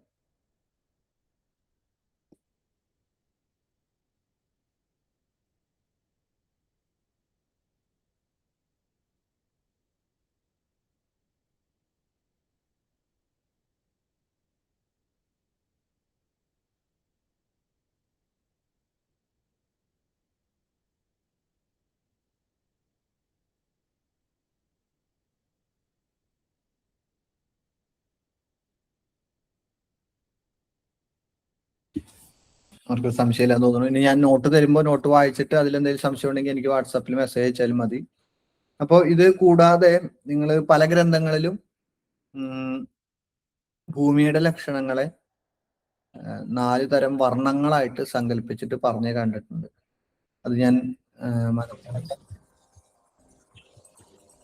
മനഃപൂർവ്വം പറയാതിരുന്നതാണ്. അത് ഉചിതമായിട്ടുള്ള ഭൂമിയുടെ ലക്ഷണങ്ങളായിട്ട് പറയുന്ന ഭൂമിയായിട്ട് കണ്ടാൽ മതി. ബ്രാഹ്മണ, ക്ഷത്രിയ, വൈശ്യശൂദ്ര ഭൂമികളായിട്ട് പല ഗ്രന്ഥങ്ങളും പറയാറുണ്ട്. അത് ഉചിത ഭൂമിയുടെ ലക്ഷണങ്ങളെ ഈ 4 തരത്തിൽ തന്നെ പറഞ്ഞതായിട്ടാണ് പൊതുവെ മനസ്സിലാക്കാറുള്ളത്, പറയപ്പെടാറുള്ളത്. അപ്പോ ബ്രാഹ്മണാദി വർണ്ണങ്ങൾക്ക് പ്രത്യേകം ഭൂമി എന്ന അർത്ഥത്തിൽ അതിനെ ചില ആചാര്യന്മാര് പറഞ്ഞു കണ്ടിട്ടുണ്ട്. പക്ഷെ അത് ഭൂമിയുടെ ലക്ഷണമായിട്ട് വേണം പരിഗണിക്കാൻ എന്നുള്ളതാണ്. ഇതുകൂടാതെ ഭൂമിയുടെ സ്വീകരണത്തിനായിട്ട് പലതരത്തിലുള്ള ആചാരങ്ങൾ, ചടങ്ങുകളും പല ഗ്രന്ഥങ്ങളുണ്ട്. അതിൽ ഞാൻ നേരത്തെ പറഞ്ഞ പോലെ ഭൂമിയുടെ സ്വീകരിക്കപ്പെട്ട ഭൂമിയിൽ വിളക്ക് വെച്ച് അതിന്റെ തിരിയുടെ നിറം വെച്ച് അതിന്റെ ഭൂമിയുടെ ഉത്തമ മധ്യമാധമങ്ങളെ പറയാറുണ്ട്. അതിന്റെ രുചി, അതിന്റെ ഗന്ധം, ഇതെല്ലാം കൊണ്ടും ഉത്തമ മധ്യമാധമാദികളെ ഭൂമിയുടെ ലക്ഷണങ്ങളായിട്ട് പറയാറുണ്ട്. അങ്ങനെ പലതരത്തിലുള്ള 4 തിരി ഇട്ടിട്ട് ആ തിരിയിൽ കത്തുന്ന പ്രകാശത്തിന്റെ വർണ്ണം അനുസരിച്ചുകൊണ്ടും അല്ലെങ്കിൽ അതിന്റെ രുചി മധുര ആണ്, കടുവാണ്, കഷായമാണ്, തിക്താണ് എന്നുള്ളതിനനുസരിച്ചുകൊണ്ടും ബ്രാഹ്മണാദി വർണ്ണങ്ങൾക്ക് ഉചിതമായിട്ടുള്ള ഭൂമിയായിട്ട് പറയാറുണ്ട്. പൊതുവെ ഭൂമി ലക്ഷണങ്ങൾ, നേരത്തെ പറയപ്പെട്ട ഭൂമി ലക്ഷണങ്ങളിൽ പെടുന്നതാണ് ഇതെല്ലാം എന്നുള്ളത്. മാത്രമല്ല മറ്റൊരു രീതി എന്നുള്ളത് 4 തിരി കത്തിക്കുമ്പോൾ 4 തിരിയും കത്തുന്നുവെങ്കിൽ അത് ഉചിതമായിട്ടുള്ള ഭൂമിയാണ്. അതല്ല ക്രമത്തിൽ കുറഞ്ഞിരിക്കുകയാണെങ്കിൽ അത് മധ്യമമായിട്ടും അധമമായിട്ടും സ്വീകരിക്കപ്പെടണം എന്നുള്ള ഭൂമിയെയും പറയാറുണ്ട്. അപ്പൊ അങ്ങനെ വിവിധങ്ങളായിട്ടുള്ള പരീക്ഷണങ്ങൾ, ഇപ്പോ വിളക്ക് കത്തിച്ച് നോക്കുക എന്നുള്ളത് പൊതുവെ പറഞ്ഞാൽ അതിൽ എന്തെങ്കിലും മാഷ് ഗ്യാസസ് ഉണ്ടോ എന്നുള്ളത് ആ മണ്ണിന്റെ ഒരു ഫെർട്ടിലിറ്റി അല്ലെങ്കിൽ അതിന്റെ ഒരു ഘടനയെ സൂചിപ്പിക്കുന്ന ഒരു കാര്യമായിട്ട് പുതിയ ജിയോളജിസ്റ്റുകൾ പറയാറുണ്ട്. അപ്പൊ അതിന്റെ കത്തുന്ന പ്രകാശത്തിന്റെ വർണ്ണത്തിനനുസരിച്ചുകൊണ്ട് അതിലുണ്ടാവുന്ന ഗ്യാസിന്റെ അല്ലെങ്കിൽ അതിലുണ്ടാവുന്ന വാതകം ഏതാണ്, അത് ഉചിതമാണോ അനുചിതമാണോ എന്നുള്ളത് ഒരു നിർണയം ചെയ്യാൻ സാധിക്കും എന്നുള്ളത് ചില ജിയോളജിസ്റ്റുകൾ പറഞ്ഞു കേട്ടിട്ടുണ്ട്. ഇതുകൂടാതെ കത്തുന്നുവെങ്കിൽ അത് ഉചിതമായിട്ടുള്ള ഭൂമിയാണ്. കാരണം സ്വാഭാവികമായിട്ട് ഉള്ളത് നല്ല വായുപ്രവാഹമുള്ള ഭൂമിയാണ് എങ്കിൽ അത് ഉചിതമായിട്ടുള്ള ഭൂമിയാണ്. ഇതുകൂടാതെയാണ് ഈ ഉറപ്പിനെ പരിശോധിക്കുന്നതിനായിട്ട് കുഴിയെടുക്കുന്ന തരത്തിലുള്ള നിരീക്ഷണ പരീക്ഷണങ്ങൾ പറഞ്ഞത്. ഇതെല്ലാം ചേർന്നതാണ് ഉചിതമായിട്ടുള്ള ഭൂമിയുടെ ലക്ഷണം എന്ന് അറിയുക. അപ്പൊ ഇപ്പൊ കിട്ടുന്ന ഭൂമി ഏറ്റവും ഉചിതമായിട്ടുള്ള ഭൂമിയാണോ എന്നുള്ളതൊക്കെ നമ്മുടെ സാഹചര്യം അനുസരിച്ചുകൊണ്ട് നമുക്ക് നിർണയം ചെയ്യേണ്ടി വരും. അങ്ങനെ അനുചിതമായിട്ടുള്ള ഭൂമിയാണെങ്കിൽ അത് ഉചിതമായിട്ടുള്ള രീതിയിലേക്ക് മാറ്റി നിർമ്മാണത്തിന് തയ്യാറാക്കുക എന്നുള്ളതാണ് നമുക്കിപ്പോൾ ചെയ്യാൻ സാധിക്കുന്നത്. പഴയ കാലത്ത് പോലെ 1 ഏക്കറിൽ നിന്ന് നമുക്ക് ആവശ്യമുള്ള ഭൂമി സ്വീകരിക്കപ്പെടുക, ക്ഷേത്രഭൂമിക്കായിട്ട് സ്വീകരിക്കപ്പെടുക എന്നുള്ളത് സാഹചര്യം അനുസരിച്ചുകൊണ്ട് ഇന്നത്തെ കാലത്ത് അപ്രാപ്യമാണ്. അതുകൊണ്ട് ലഭ്യമായിട്ടുള്ള ഭൂമിയെ നമുക്ക് ഈ പറഞ്ഞ ലക്ഷണപ്രകാരം പുനർക്രമീകരിക്കുക എന്നുള്ളതാണ് ഇന്നത്തെ കാലത്ത് നമുക്ക് അനുയോജ്യമായിട്ട് സ്വീകരിക്കാവുന്ന ഒരു കാര്യം എന്നുള്ളത്. അപ്പോൾ ഈ ഭൂമി ലക്ഷണങ്ങളെ അതിലേക്ക് ഉൾക്കൊള്ളിക്കുക.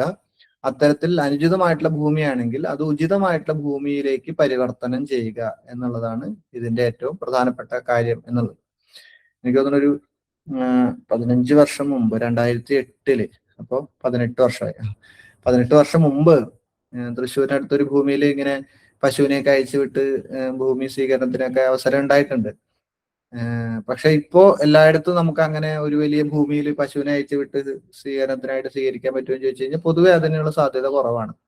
ഒന്നിൽ നിലനിൽക്കുന്ന ഭൂമിയിൽ ക്ഷേത്രം നിർമ്മിക്കാനായിരിക്കും, അല്ലെങ്കിൽ ഒരു ചെറിയ ഭൂമിയിൽ കൃത്യമായിട്ടും ഈ സ്ഥാനത്ത് തന്നെ അല്ലെങ്കിൽ ഈ പരിസരത്ത് തന്നെ ക്ഷേത്രം വേണം എന്നുള്ള ഒരു പൂർവ്വ ആലോചന ശേഷമാണ് നമുക്ക് ഭൂമി കൈകിട്ടുക. അത്തരത്തിലുള്ള ഭൂമിയാണെങ്കിൽ അതിനെ യഥാർത്ഥമായിട്ട് ദിക്കിനെ നിർണയിച്ചുകൊണ്ട് ഉചിത ഭൂമിയുടെ ലക്ഷണത്തിലേക്ക് പരിവർത്തനം ചെയ്യുക എന്നുള്ളതാണ് നമുക്ക് കർത്തവ്യമായിട്ടുള്ള സ്വീകരണീയമായിട്ടുള്ളത് എന്നുകൂടി ഈ ഒരു സന്ദർഭത്തിൽ ഞാൻ സൂചിപ്പിക്കുകയാണ്. അപ്പൊ ആചാര്യവചനത്തിന് നിഷേധമില്ലാത്ത രീതിയിൽ സ്വീകരിക്കപ്പെട്ട ഭൂമിയെ പരിവർത്തനം ചെയ്യുക എന്നുള്ളതാണ് നമുക്ക് ചെയ്യാനുള്ളത്.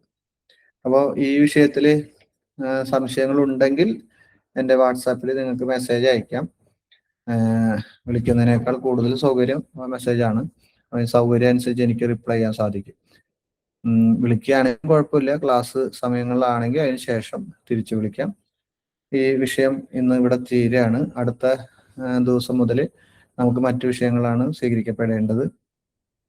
നമുക്ക് ഇനി പറയാനുള്ള പ്രധാനപ്പെട്ട ഒരു കാര്യം എന്നുള്ളത് വാസ്തുവിന്റെ മാനപ്രമാണങ്ങൾ, അളവ് സമ്പ്രദായങ്ങളും വാസ്തുവിന്റെ വാസ്തു പുരുഷ മണ്ഡലങ്ങളുടെ വ്യത്യസ്തതകളുമാണ്.